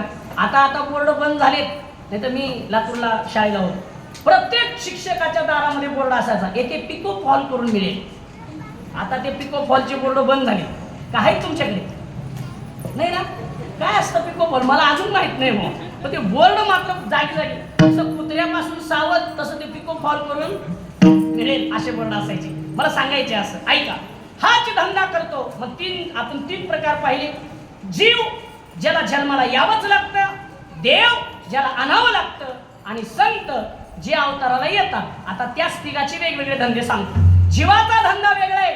जीवाने कोणता धंदा करावा हा पण मोठा प्रश्न आहे. जीवाचा धंदा वेगळा आहे. जीवाचा एकच धंदा आहे. कोणता धंदा आहे सांगतो, ऐका. जीवाचा एकच धंदा आहे, काय मी उद्धार पावे, काय क्षमा असावी. जीवाचा एकच धंदा आहे. कोणता धंदा आहे? हा, विडाला विडाला.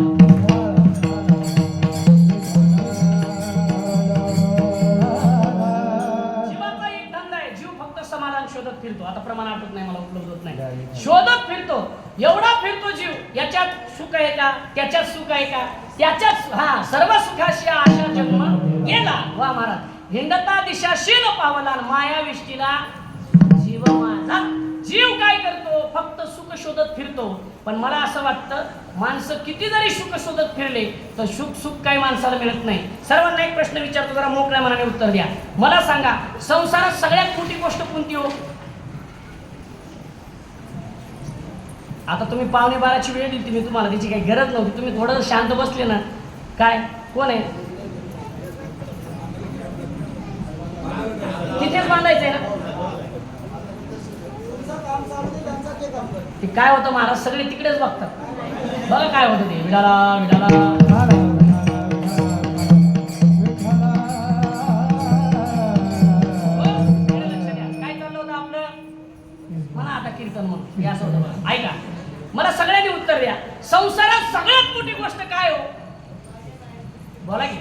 Fridge, TV, 4 wheeler, electrical bike, ती छोटी महिला मंडळीसाठी निघाली आता ती काय काय महत्वाचं आहे, काय काय काय पाहिजे जीवाकरता संसारात सगळ्यात मोठी गोष्ट जर काय असेल तर त्याचं नाव आहे सुख. आणि जीव एकदा जन्माला आला की जन्मभर मरेपर्यंत तो सुखाच्या शोधात असतो. म्हणून आपला जो धंदा आहे तो सुख शोधण्याचा धंदा आहे. संतांचा धंदा काय? जगाचं कल्याण करण्याचा धंदा आहे.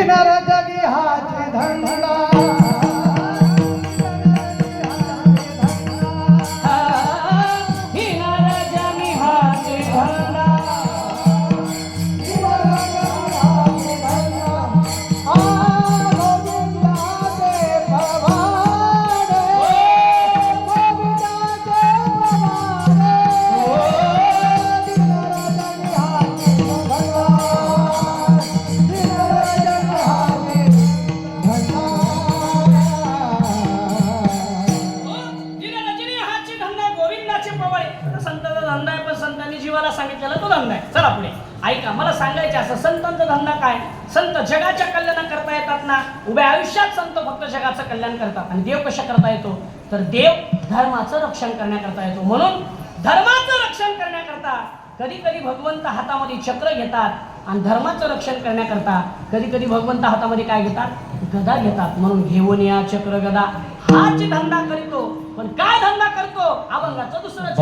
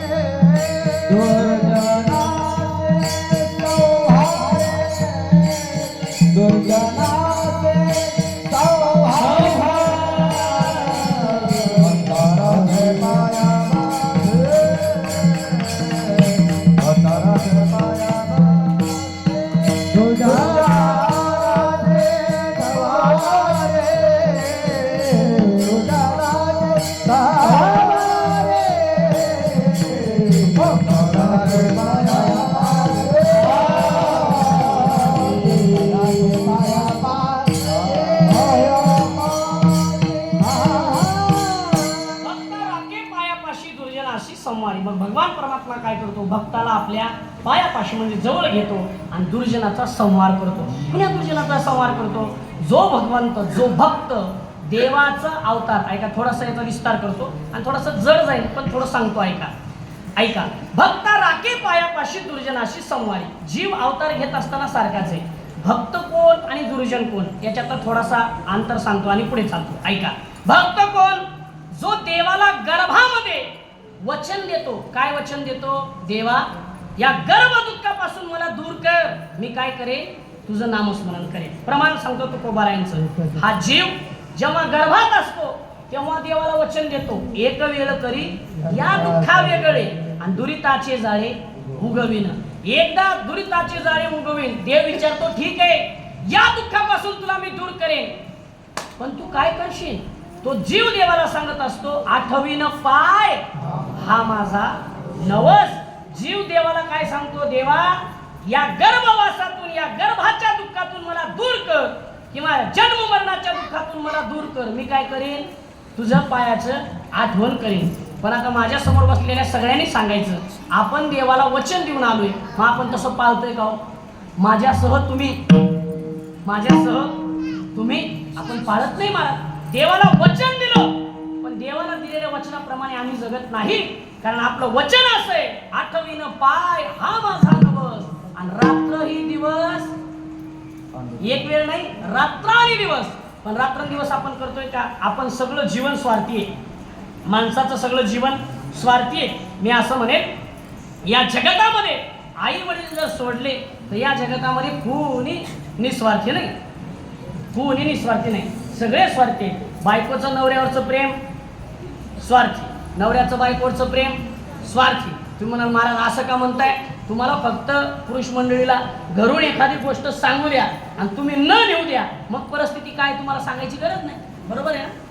लगेच परिस्थिती बदलते महाराज. आणि त्यांनी सांगितल्याप्रमाणे तुम्ही जर घरी वस्तू नेली तर मग परिस्थिती कशी येते वेगळं सांगायची गरज आहे का? म्हणून मला सांगायचे असं की भगवान परमात्म्याला दिलेलं वचन आपण पूर्ण करत नाही. मग आपण देवाला दिलेलं वचन पूर्ण करत नाही. जे देवाला दिलेलं वचन पूर्ण करतात ते भक्त, आणि जे देवाला दिलेलं वचन पूर्ण करत नाही ते अभक्त. त्याचा संहार करतो. विडाला विडाला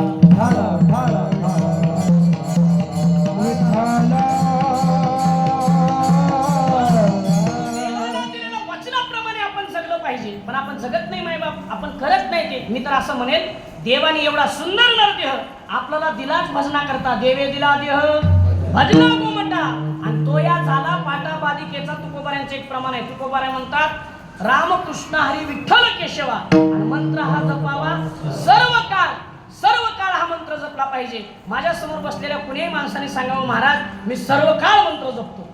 आहे का महाराज? जपला पाहिजे, पण जपत नाही. माझ्या माता मौल्यांनो, तुम्ही सर्वजण बसलात, मी तुम्हाला म्हणत नाही तुम्ही गळ्यात तुळशीची माळ घाला. तुम्हाला मी म्हणत सोन्याच्या घालत जा तुम्ही. सोनं तुम्हाला शेवटवर नेणार आहे. सोनं तुम्हाला स्वर्गात नेणार आहे. तुळस काय स्वर्गात नेणार आहे का तुम्हाला? नाही. म्हणा ऐका, प्रत्येक माणसाने, माझ्या समोर बसलेल्या माणसाने आपल्या जीवनात एक नियम केला पाहिजे. बघा, मी कदाचित मागे बोललोय असं, पण परत बोलतो, मला महत्वाचं वाटतंय. माणसाने एक नियम केला पाहिजे. महिला मंडळी तुम्ही सर्वजण आहे, तुम्ही काही करू नका, एक नियम आपल्या जीवनामध्ये करा. नका पडू नवऱ्याच्या पाया, नका पडू. तेच नीट येत नाही, तुम्ही काय पाया पडलं त्यांच्या जेवढं पडू नका. पण एक करा, सकाळी उठलात ना, स्नान केलं ना, एक ग्लास भरून पाणी घ्या. एक ग्लास पाणी घ्या आणि ते पाणी तुळशीला घाला, आणि तुळशीला एक प्रदक्षिणा करा. आणि जो डोळ्याला दिसणारा सूर्यनारायण आहे त्या सूर्यनारायणाच्या पाया पडा. आपल्या आई वडिलांचं, सासू सासऱ्याचं आणि नवऱ्यांचं स्मरण करा, आणि मुलांना घरी बसल्या बसल्या योग्य संस्कार लावा. हे सगळ्यात मोठा तुमच्याकरता परमार्थ आहे. तुम्हाला देवळ्यात जायची गरज नाही. कारण बघा, भागवतामध्ये एक श्लोक आलेला आहे. आता तो श्लोक म्हणत नाही, त्याचा विस्तार करत नाही. माझं ते श्लोक सांगण्याकरता वय कमी पडतं महाराज. ज्यावेळेस महाराजांच्या वयाचा होईल त्यावेळेस तो श्लोक सांगेल. आताच तो श्लोक सांगायला लागला तर, कारण महाराज आमच्या गुरुवर्यांनी सांगितलेलं आहे. आमचे गुरुवारी नेहमी सांगत असतात महाराज आपलं वय कमी आहे ना, पहिल्यांदाच कीर्तन करायला लागला लगेच उपदेशपर प्रकरणात लावून घेऊन चालत नाही. म्हणून तो श्लोक सांगण्याचा माझा अधिकार नाही. पण ते श्लोक अशा अर्थाचा आहे, थोडं उल्लेख करून जातो की पतिव्रतेचा धर्म जर काय असेल तर पतिव्रतेचा धर्म आपल्या पतीची सेवा हा धर्म आहे. आणि पतिव्रता स्त्री आपल्या पतीची सेवा सोडून जर भगवंताकडे जात असेल तर तो सुद्धा व्यभिचार ठरला जातो. महाराज विडाला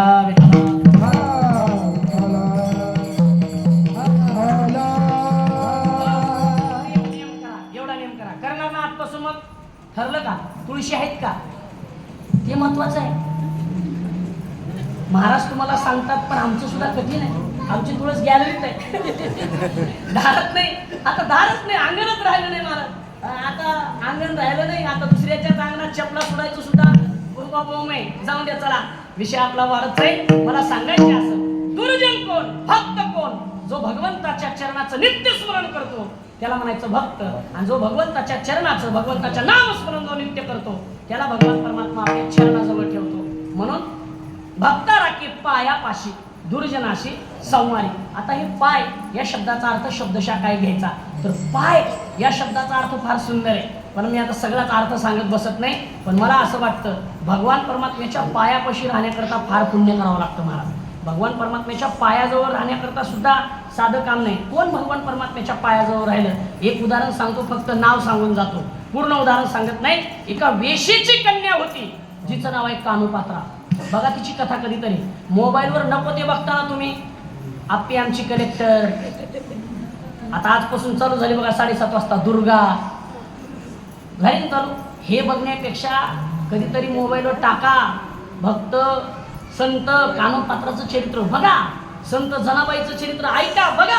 हे बघितल्यानंतर कमीत कमी तुमच्या अंतःकरणात परिवर्तन होईल. महाराज झालंय काय माहिती का? लेकरं बघतात कार्टून, आई बघती मालिका, आणि बाबा बघतो मॅच. सांगाव कोणी कुणाला, सांगाव कोणी कोणाला ही परिस्थिती आहे. परिस्थिती वाईट आहे. ते मी फार असं कीर्तनात बोलतो बरं का सर महाराज. मी फार असं कीर्तनात बोलतो. मग आमच्या घरचे कीर्तन ऐकल्यानंतर मला म्हणतात तुम्ही कीर्तनात तर लई बोलता, घरी आल्यावर तुमच्या हातातून मोबाईल खाली पडत नाही. ते मला सुद्धा म्हणतात मला. पण परिस्थिती अशी आहे की आमच्याकडे माझा मोबाईल वापरणं म्हणजे फक्त लोकांचे फोन. तुम्ही आता बघा किती फोन आले सर मागाशी, हॅलो, अहो काय लोक कशा करता फोन करतील काही सांगता येत नाही. एका माणसाने मागाशी मला फोन केला, कशा करता केला सांगू का, म्हणे महाराज रामकृष्ण आले. म्हणलं बोला की, पंढरपूरला कधी येणार आहे. म्हणलं बाबा अशात तर काही दौरा नाही. तुम्ही नाही नाही तुमचं इकडं सांगोल्याला कीर्तन आहे उद्या. म्हणलं हो आहे ना. मग तुम्ही येणार आहेत का. मी म्हणलं हो येणार आहे ना. मग कसे येणार आहेत. आता मी पण कसं जाणार आहे. मी म्हणलं गाडी घेऊन येणार आहे. ते म्हणजे बरं बरं बरं. म्हणलं का हो. पण मी म्हणला मी येणार आहे पंढरपूरला, पण मी असा लातूर मार्गे येणार आहे. सकाळी लातूरला कीर्तन आहे, ते कीर्तन करून सोलापूरून मंगळवेढा सांगोल्याला येणार आहे. ते म्हणजे जाऊ द्या मग महाराज तुम्हाला सांगून काय उपयोग नाही. म्हणलं तुमचं काम काय होतं सांगा. ते म्हणलं आमचा गॅस संपलाय, स्वयंपाक करायचं टाकीच नाही, तेवढी टाकी माझ्या पोराच्या घरून घेऊन आली असतात. किती अवघड आहे. तुमच्या गळ्याची शपथ मी खोटं नाही सांगत. मग अशी फोन ते म्हणजे तेवढी टाकी घेऊन ये. आता महाराज काही कीर्तनाला चालले का गॅसच्या टाक्या व्हायला चालले. काय काम सांगावं. किती बरं कमीत कमी मला 10 वेळा फोन केला त्या माणसाने. आज एका माणसाने मला फोन केला, 4-8 दिवसाला फोन करतो, महाराज रामकृष्ण आहे, काय चाललंय बरं आहे ना. महाराज मी तुमच्या दिंडीत पायी चालायला होतो. म्हणलं हो बरोबर आहे होती की. महाराज तुम्हाला आठवत आहे का आपण भेटलो होतो. म्हणलं हो बरोबर आहे की. महाराज माझा पोरगा आहे हो 20-30 वर्षाचा, त्याला एक पोरगी बघा ना. आता हे काही काम महाराजाला सांगायचं आहे का. ठीक आहे, मी खोटं नाही बोलत. कीर्तनात महाराज मी नारदाच्या गादीवर रोज 2-4 फोन येते. मी त्यांना म्हणत असतो अरे नशीब चांगलं माझंच कसं तरी झालंय. कुठून बघू तरी मला प्राप्त झालं, तुझ्या पोराला कुठून बघू. परिस्थिती वाईट आहे. माझं सांगतील काही सांगता येत नाही. मला सांगायचं आहे असं की आपण नित्य भगवान परमात्म्याच्या चरणाजवळ राहण्याकरता करावं काय लागतं. तर करणं काही करायची गरज नाही. भगवान परमात्म्याचं नित्य नामस्मरण जर केलं तर भगवान परमात्मा आपला भगवंताच्या पायाजवळ ठेवतो. म्हणून भक्ता राखे पायापाशी दुर्जनाशी संवाद. मग त्याच्याकरता काय करावं लागतं, भजन करावं लागतं. विठोबा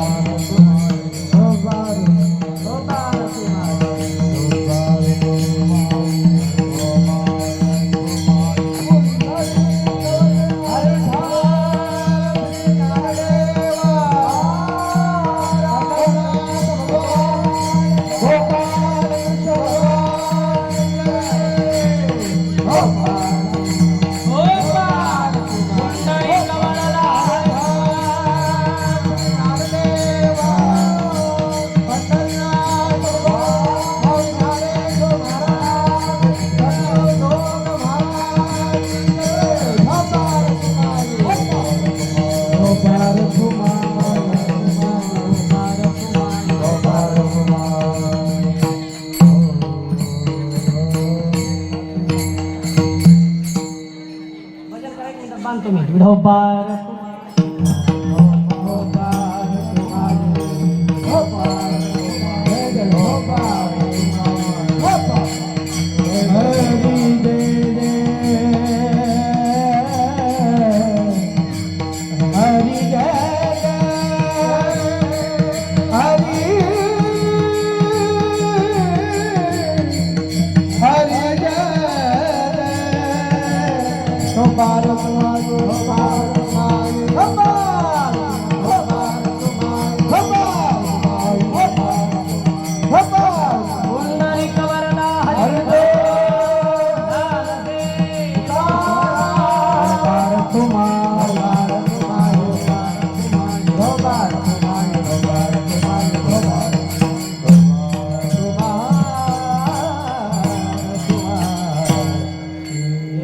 चक्र गदा हाची धंदा करीतो दृष्टारा धर्म भक्ता राखे पायापाशी दुर्जनाशी संवारी विठाला विठाला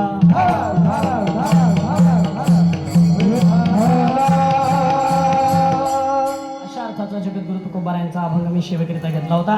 त्यातल्या पहिल्या चरणाचा थोडासा भावार्थ आपण धावत्या वेळामध्ये पाहिला. आज कृष्णाष्टमी असल्यामुळे थोडंसं आज जन्माची कथा पाहावी लागते. हा कीर्तनकाराला दंडात्मक आहे, त्यामुळे उर्वरित 10 मिनिटांमध्ये भगवान श्रीकृष्णाने जन्म का घेतला याचे काही कारण मीमांसा पाहून आपण सेवेला पूर्णविराम देऊ. विडाला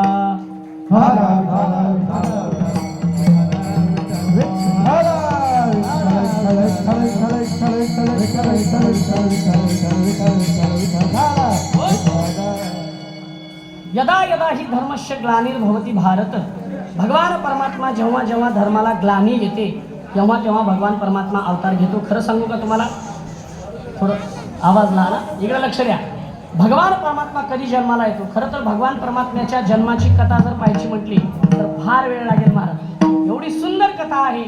मी विचार केला होता की अभंग फक्त निमित्ताला घेऊन भगवान श्रीकृष्णाचं चरित्र पाहू, पण जोग महाराज वारकरी शिक्षण संस्थेची आमची परंपरा आहे. एखादी अभंग जर आपण सेवेकरिता घेतलाय ना, त्या अभंगावरती चिंतन केलंच पाहिजे अशी परंपरा आहे. म्हणून थोडंसं त्या अभंगावरती चिंतन केलं. बघू पुढच्या वर्षी कीर्तनाला आल्यानंतर पुन्हा आपण एकदा परत निवांत अशी जन्माची कथा पाहू. तशी जन्माची कथा जर पाहायचं म्हटलं तर जन्माची कथा ही अगदी फार पुरातन आहे, पण अगदी धावत्या वेळामध्ये सांगतो, जी आपल्या सर्वांना माहिती आहे ती कथा सांगतो. ऐका. उग्र सैन्याचा मुलगा ज्याचं नाव आहे महाराज कंस. उग्र सैन्याचा मुलगा ज्याचं नाव आहे कंस, आणि तो कंस हा मातला गेला. ऐका. कंस एवढा मातला की कंस कोणाचाच विचार करत नव्हता. कंस बहिणीचा विचार करत नव्हता. कंस भावाचा विचार करत नव्हता. कंस समाजाचा विचार करत नव्हता. कंस फार समाजाला पीडा करू लागला. आणि पीडा करत असताना हे प्रश्न निर्माण झाले 3 देवताला. ऐका. पहिल्यांदा पृथ्वीवरती भार पडल्यानंतर पृथ्वी मातेनं गायीचं रूप धारण केलं आणि ती पृथ्वी माता भगवान विष्णूकडे गेली. वत्स मूर्ती पृथ्वी ब्रह्मापाशी जाय. ब्रह्मदेवापाशी ती पृथ्वी माता गेली आणि ब्रह्मदेवापाशी जाऊन पृथ्वी माता विनंती करू लागली, हे ब्रह्मा, मला निर्माण करणारा तू आहेस, काही कर पण माझं तू रक्षण कर. ब्रह्मदेवाने सांगितलं, रक्षण करण्याचं काम माझ्याकडे नाही, प्रयत्न करतो. ब्रह्मदेवाने आपलं स्थान सोडलं आणि ब्रह्मदेव भगवान विष्णूकडे गेले. ऐका. भगवान विष्णूने निर्णय घेतला. भगवान विष्णू म्हणतात, माझ्या एकट्यातून हे काम होणार नाही. म्हणून भगवान विष्णू भगवान शंकराकडे गेले आणि तिघांना मिळून सरकार स्थापन केलं. कळलं का? नाही कळलं? तिघांना मिळून सरकार स्थापन केलं. लाडक्या बहिणीला 1,500 रुपये दिले महिन्याला, पण लाडक्या बहिणीचं संरक्षण घेण्याचा कायदा हातात घेतला नाही. मी सरकारला विनंती करेन, तुम्ही दिलेले 3,000 आम्हाला नको, पण आमच्या माता मावल्या फक्त संरक्षित करा. तरी कायदा करा फक्त. अहो, एका रात्रात कायदा बदलता येतो. रात्रात मुख्यमंत्री उपमुख्यमंत्री होता येतं. एका रात्रात नोटा बदलतात की नाही? एका रात्रात नोटा बदलतात. एका रात्रात जीएसटीचा कायदा काढता येतो. एका रात्रात काहीही करता येतं. म्हणून माझी या सरकारला, दोन्ही सरकारांना, केंद्रशासित सरकार असेल ना आपल्या महाराष्ट्र सरकार असेल, या दोन्ही सरकारला माझी विनंती आहे, एक कायदा आमच्या भारतात असा काढा, बलात्कार झाला ही घटना फक्त ऐकली आणि गुन्हा सिद्ध झाला तर त्याला फक्त रस्त्यावर सोडा, समाजामध्ये मारदा एकदा नागडा कोणता खरा.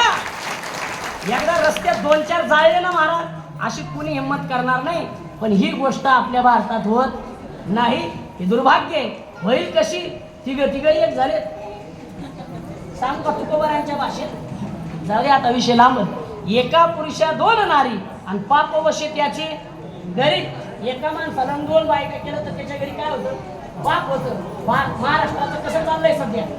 नवरा एकच, बायका किती झाला?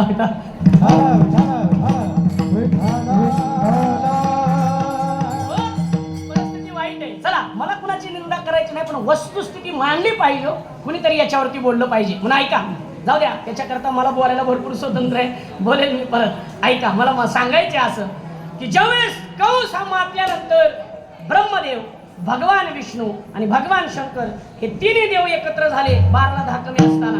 आणि या तिन्ही देवांनी विचार केला की आता कंसाला मारण्याकरता स्वतंत्र अवतार घ्यायचा. आणि स्वतंत्र अवतार घ्यायचा, पण तो कसा घ्यायचा, कुणाच्या उतरी घ्यायचा, हे सगळं ठरलं. आणि ब्रह्मदेवाने भगवान विष्णूला सांगितलं, आता हे सगळं करायचे तर तुमच्या हातात आहे, तुम्हालाच करावं लागणार आहे.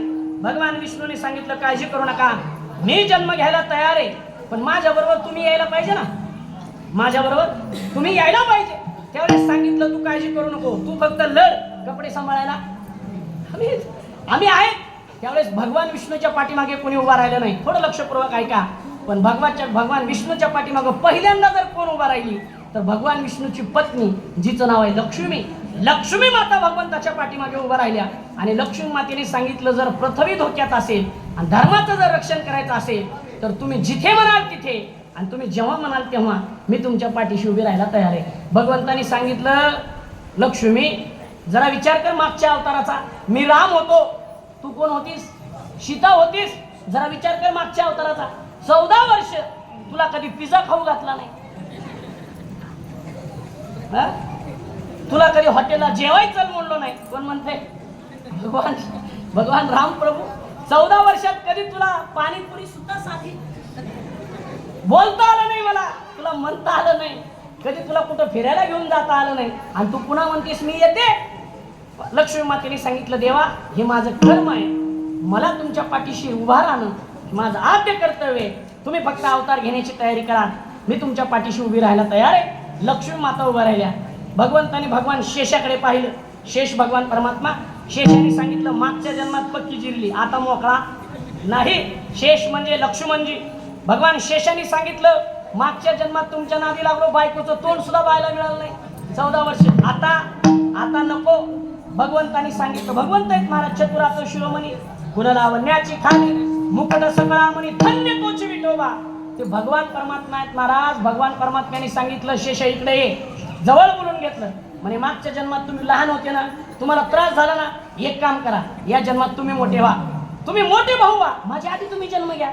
या जन्मात तुमच्या शब्दाच्या पुढे मी जाणार. ते कोण म्हणते? भगवान श्रीकृष्ण. स्वतःचे शब्द स्वतःने काही पाळले नाही, तुमच्या शब्दाच्या पुढे जाणार नाही. शेष भगवान परमात्म्याने सांगितलं, ठीक आहे. आणि शेषाने अवतार घ्यायचं ठरवलं. पण अवतार कुणाच्या उदरी घ्यायचा? तर अवतार घ्यायचा ज्या कंसाची बहीण, चुलत बहीण, जिचं नाव आहे, बोला की देवकी. देवकी. आणि देवकीच्या उदरी भगवंताने जन्म घ्यायचं ठरवलं महाराज. आणि देवकीच्या उदरी भगवंताने जन्म घ्यायचा ठरवला. पण ऐका, त्या देवकीचा अजून विवाह झालेला नाही. 10 मिनिट आहेत ना, एकदा विवाह करू. मग देवकी विवाह उपवर झाली, विवाहाला आली. आणि विचार केला कंसाने, हे देवकीचा विवाह कुणाबरोबर करायचा? थोडं लक्षपूर्वक ऐका. आता वेळ कमी आहे आपल्याकडे, फार सुंदर चिंतन आहे. खरं तर मला असं वाटायला लागलं, आता माझं चुकलं, सुरुवातच करायला पाहिजे होती तिथून. ऐका, फार सुंदर चिंतन आहे. वसुदेव हा कंसाचा जीवलग मित्र होता. लक्षपूर्वक ऐका. वसुदेव हा कंसाचा जीवलग मित्र होता. कंसाचे मित्र कोण कोण सांगतो? अक्रूर हा कंसाचा मित्र होता. वसुदेव हा कंसाचा मित्र होता. आणि वसुदेव आणि अक्रूर हे सख्खे भाऊ आहेत. अजून कुठे बघा सापडतंय का? चरित्र वाचून बघा, हे भाऊ आहेत. आणि मग ठरलं की आपली देवकी बहीण वसुदेवाला द्यायची. वसुदेवाने सांगितलं, कंसा माझ्या आधी 6 लग्न झाले. वसुदेवाची किती लग्न झाले? पहिले 6 लग्न झाले होते. वसुदेवाने सांगितलं, अरे कंसा माझे पहिले 6 झाले, 7वी कुठं गळ्यात बांधतोय? गळ्यातच बांधलं झालं ना. त्यांनी सांगितलं, तुझ्यासारखा वर माझ्या बहिणी करता आतापर्यंत भेटला नाही. मला तुझ्याशी विवाह करायचे बहिणीचा. आणि ठरलं महाराज. वसुदेवाचा आणि देवकीचा साखरपुडा झाला. वेळ कमी असल्यामुळे लग्न सुद्धा लागलं. डीजे चालू झाला आणि डीजे चालू करून मिरवणूक निघाली. त्या काळातही मिरवणूक होती महाराज. आताच मिरवणूक आहे अशी नाही, फक्त त्या काळात मिरवणूक होती. त्या काळात माणसं न टाकता नाचायची. आता काय करतात तुम्हाला माहिती, थोडस माफी मागून बोलतो. त्या काळात ही माणसं नाचायची लग्नात, पण त्या काळात माणसं नाचायची. त्या काळात कोण नाचायचं? माणसं नाचायची. या नाचत, आता माणसं बघतात आणि नाचतात. या परिस्थिती आता वाईट आहे. नाही नाचू द्यावं तर परिस्थिती वाईट आहे महाराज. चला पुढे. मग डीजे, आता असं नसतं त्या काळात डीजे. मिरवणूक निघाली, वरात म्हणायचं त्या काळामध्ये. आणि लग्न लागल्यानंतर मध्यरात्री वरात निघाली आणि मध्यरात्री एक आकाशवाणी झाली. आकाशाची वाणी सांगत असे, कंसा माने हा भरवसा बोलण्याचा, माझ्या बोलण्याचा भरवसा मान. जिच्या रथावर तू बसलाय, जिच्या लग्नाची मिरवणूक तू काढली, तिचाच पुत्र आठवा तुला काय करणार आहे? मारणार आहे. कितवा मारणार आहे? आठवा. कितवा मारणार आहे? आठवा. आठवा जरा कितवा मारणार आहे? कधीतरी घरी बसल्या बसल्या आठवा. कितवा मारणार आहे? मग आठवा आणि त्याला मनी साठवा आपला उद्धार होईल. ऐका, आठवा मारणार आहे. तिने सांगितलं. कंस म्हणला, हे तुझ्यासारखे किती सांगायला येतात, पण मानी हा भरवसा बोलण्याचा म्हणल्यानंतर कंसाला राग आला. कंसाने आपली तलवार उचलली आणि कंस धावून, ऐका, आपल्या बहिणीच्या अंगावर गेला. कोणाला मारण्याकरता? इकडे लक्ष द्या बहिणींनो, म्हणजे कंसाच्या म्हणत नाही मी. कंस हातामध्ये तलवार घेऊन देवकीला मारण्याकरता धावला. तेवढ्यात वसुदेव पुढे आले आणि वसुदेवाने सांगितलं, कंसा कशा करता हिला मारतोस? कंसाने सांगितलं, हिचा, थोडा आवाज वाढवा आता, हिचा आठवा पुत्र कुणाला मारणार आहे? मला मारणार आहे. त्यामुळे हिलाच मारून टाकतो. आठव्याचा प्रश्नच नाही. त्यांनी सांगितलं, तू काय वेडा आहेस का खुळा? अरे हिला मारून पाप कशाला वाढवतोस? बहिणीला मारतोस? बहिणीला मारून पाप वाढवतोस कशाला? मारू नकोस. जरा लक्षपूर्वक ऐका. कंसाने सुद्धा आपल्या बहिणीला मारलं. कंसाने सुद्धा बहिणीला मारलं नाही. बहिणीनं गुंटा मागितला तरी दिला. ऐकताय ना? कुणी दिला? कंसाने. आपण MIDCतले येत ना म्हणून सांगतो. ऐका, लग्न झालं आणि मग कंसाने सांगितलं, या दोघाला सुद्धा काय करा, जेलमध्ये टाका. जेलमध्ये टाकलं. पहिल्यांदा त्या देवकीला मुलगा झाला आणि देवकीला मुलगा झाल्यानंतर ती प्रसूत झाली. मुलगा झाला म्हणून परत दूध सांगण्याकरता आला. तेवढ्यात ठरल्याप्रमाणे वसुदेवाने ते कवळं मूल आपल्या हातामध्ये घेतलं आणि घेऊन कंसाजवळ गेला. ऐका, कंसाजवळ गेला. कंस राक्षस होता, पण ते कवळं मूल कंसाने पाहिलं आणि कंसाला दया आली. आणि कंस म्हणू लागला, किती कवळं मन आहे, किती सुंदर डोळे त्याचे, किती कमळाच्या फुलासारखे याचे डोळे, किती सुंदर दिसतोय, याला मी मारणार नाही, याला परत घेऊन जा. आणि परत घेऊन जा म्हणल्यानंतर परत घेऊन निघाला. तेवढ्यात नारद महर्षी आले. नारायण. त्यांनी सांगितलं, कंसा काय करतोयस? अरे हा पहिला कधी आठवा कधी पहिला होईल आणि पहिला कधी आठवा होईल, काही सांगता येईल का? सांगता येत नाही. वधी बाळकाशी ठेवू नको. मग कंसाने त्याचे पाय धरले, गरगर गरगर गरगर फिरवलं, भिंतीला आदळलं, पहिल्याला मारलं, असे 6 मारले. आणि 7वा गर्भ मायेच्या दृष्टीने भगवान परमात्म्याने जी वसुदेवाची दुसरी पत्नी आहे, जिचं नाव आहे रोहिणी, त्या रोहिणीच्या गर्भामध्ये घातला. म्हणजे ते बळीराजाचा जन्म. बळीराजा जन्माला आली आणि 8व्यांदा प्रसूतीत होणार. डोहाळे लागले. कुणाला? हा, देवकीला डोहाळे लागले. आणि देवकीला सुद्धा वाटू लागलं, बिग बॉस बघावा. हो, देवकीला सुद्धा वाटू लागलं काय, पिझ्झा खावा, असं देवकीला सुद्धा वाटू लागलं. नाही, देवकीला डोहाळे लागले आणि देवकी विचार करू लागली, कधी माझा भगवान श्रीकृष्ण जन्माला येईल, हातामध्ये तलवार घेईन आणि त्याच तलवाराने कंसाचा काय करेन, वध करेन. कंसाच्या बंदीखान्यामध्ये असलेल्या सर्व लोकांना मी स्वतंत्र करेन, सगळ्यांचा उद्धार करेन. असं नेहमी कुणाला वाटायचं? देवकीला वाटायचं. म्हणून लक्षपूर्वक ऐका माता मौल्यांनो, नाही कधी संस्कार घालता आले मुलाला तर घालू नका, पण गर्भात मुलगा राहिल्यानंतर कमीत कमी 3ऱ्या महिन्यापासून 9व्या महिन्यापर्यंत तरी त्याला संस्कार घाला. माझी हात जोडी विनंती आहे. त्या काळात तर कमीत कमी मोबाईल बघू नका, त्या काळात तरी बघू नका. ग्रंथाचं पारायण करा. मग डोहाळे लागले आणि डोहाळे संपले आता वेळ कमी असल्यामुळे. आणि भगवान श्रीकृष्णाची 8 वर्षाची मूर्ती यशोदा त्या देवकीच्या समोर आणि न त्या वसुदेवाच्या समोर काय झाली? प्रगट झाली. 8 वर्षाची मूर्ती प्रगट झाली. ऐका, भगवान परमात्म्याचा जन्म हा अयोनी संभव जन्म आहे. म्हणजे भगवान परमात्म्याचा जन्म अयोनी संभव आहे. स्त्रीचा स्पर्श सुद्धा भगवान परमात्म्याला नाही. आणि भगवान परमात्म्याची 8 वर्षाची मूर्ती आपल्या आई वडिलांच्या समोर मध्यरात्री 12 वाजता श्रावण महिन्यातल्या अष्टमीच्या दिवशी मध्यरात्री 12 वाजता प्रगट झाली. ऐका, अजून 2 मिनिट आहेत मला, अजून जन्म पुढे करायचंय. 8 वर्षाची मूर्ती प्रगट झाली आणि भगवान श्रीकृष्ण आपल्या आई वडिलाला बोलू लागले, बोल आई, काय करू तुझ्या करता? आता जातो आणि कंसाचा वध करून येतो. देवकी म्हणली, अरे कृष्णा वेळ आहे का? जन्मल्याला पोरगा एवढा मोठा एकतर पोरगा जन्मत नाही आणि जन्मला तरी बोलत नाही. लहान हो, जास्त शानपण करायचं नसतं. जन्मलेल्या पोराने काय व्हायचं असतं? आधी लहान व्हायचं असतं. लहान हो म्हणल्यावर भगवान परमात्मा लहान झाले. 3 वर्षाची झाली. तिने सांगितलं अजून लहान हो. 1 वर्षाची झाली, अजून लहान हो. शेवटी नुकतंच जन्माला आलेलं बाळ जसं असतं तसं भगवान परमात्मा लहान झाले, पण बोलू लागले. काय बोलू लागले?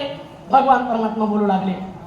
भगवान परमात्मा म्हणतात, हा नंदाच्या घराला मजनी येई गोकुळाला माया उपजली तेथे घेवी मत आणि तिला इकडे घेऊन या, असं भगवान श्रीकृष्ण बोलू लागले. आणि बोलत असताना देवकी मातेने सांगितलं, कृष्णा अरे बोलायचं नसतंय, काय करायचं असतंय? रडायचं असतंय. आणि मग भगवान परमात्मा जन्माला आल्यानंतर रडायला लागले आणि तिथे भगवान श्रीकृष्णाचा जन्म झाला. रात्री 12 वाजता श्रावणातल्या ही जी अष्टमी आहे, अष्टमीला मध्यरात्री 12 वाजता भगवंताचा जन्म झाला.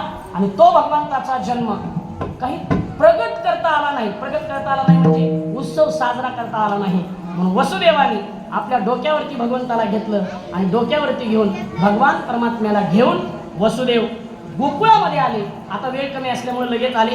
गोकुळात आले, जिथे माया जन्मली होती त्या मायेला डोक्यावर घेतलं. कमाल आहे माणसाची महाराज. माणसं देवाला डोक्यावर घ्यायचं, त्यांना घेत नाहीत. कुणाला डोक्यावर घेते?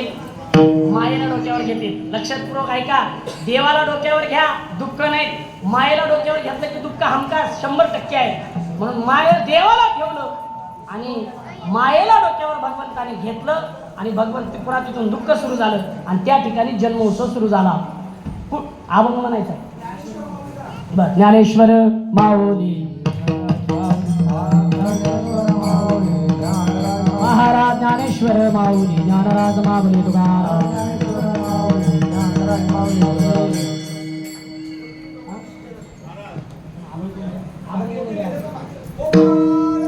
भगवान की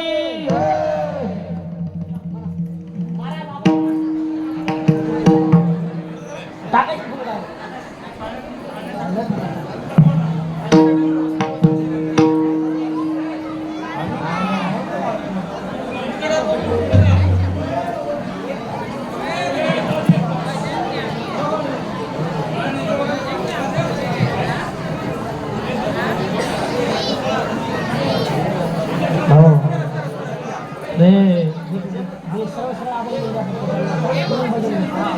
दशरथे मारिला तोची होता मास,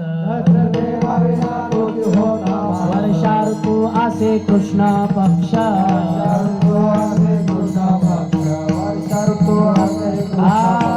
वसुनाम तिथी बुधवार आसे, सुख सांग तसे परीक्षेसी,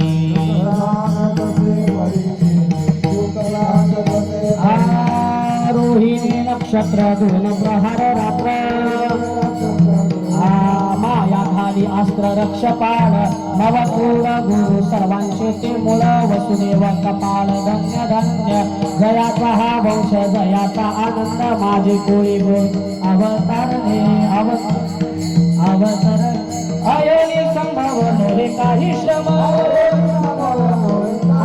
नावयाचे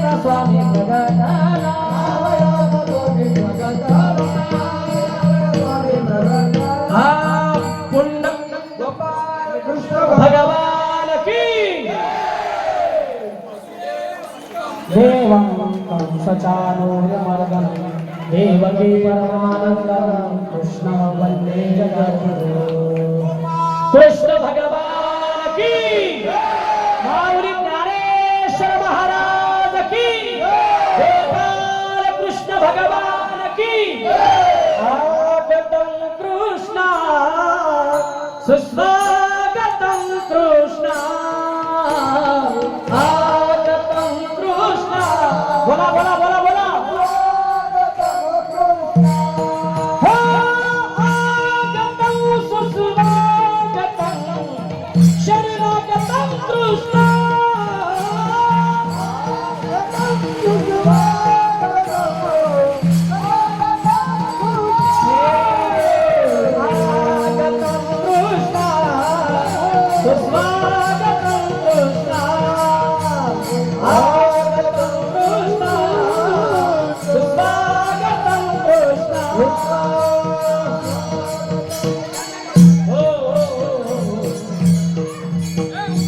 लक्ष द्या 2 मिनिट सर्वांनी हात वर करा महिला मंडळी सर्वांनी हात वर करा 2 मिनिट सर्वांनी टाळी वाजून भजन करायचे झालं कीर्तन करा हात वर करा हात वर करा हात वर राधे राधे बोल राधे राधे राधे राधे बोल राधे राधे बोल राधे राधे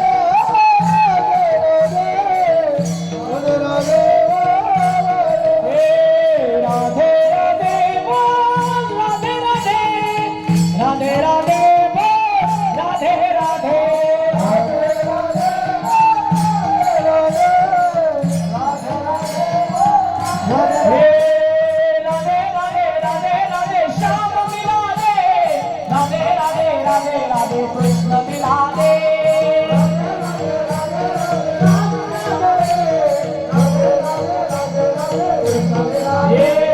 राधे राधे राधे श्याम मिला दे राधे राधे राधे राधे कृष्ण मिला दे राधे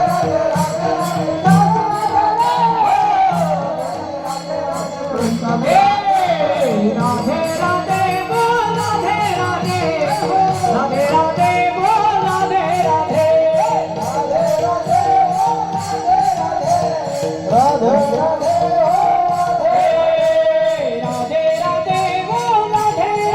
राधे राधे राधे बोल राधे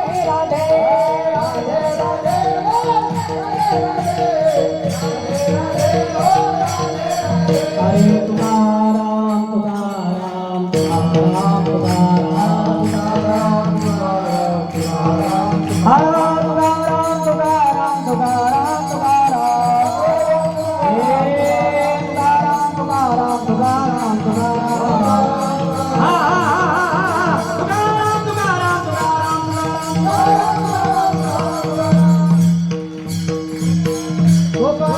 कृष्ण भगवान की गोपाल कृष्ण भगवान की कन्हैया लाल की जय जय श्री राधे हर हर हर हर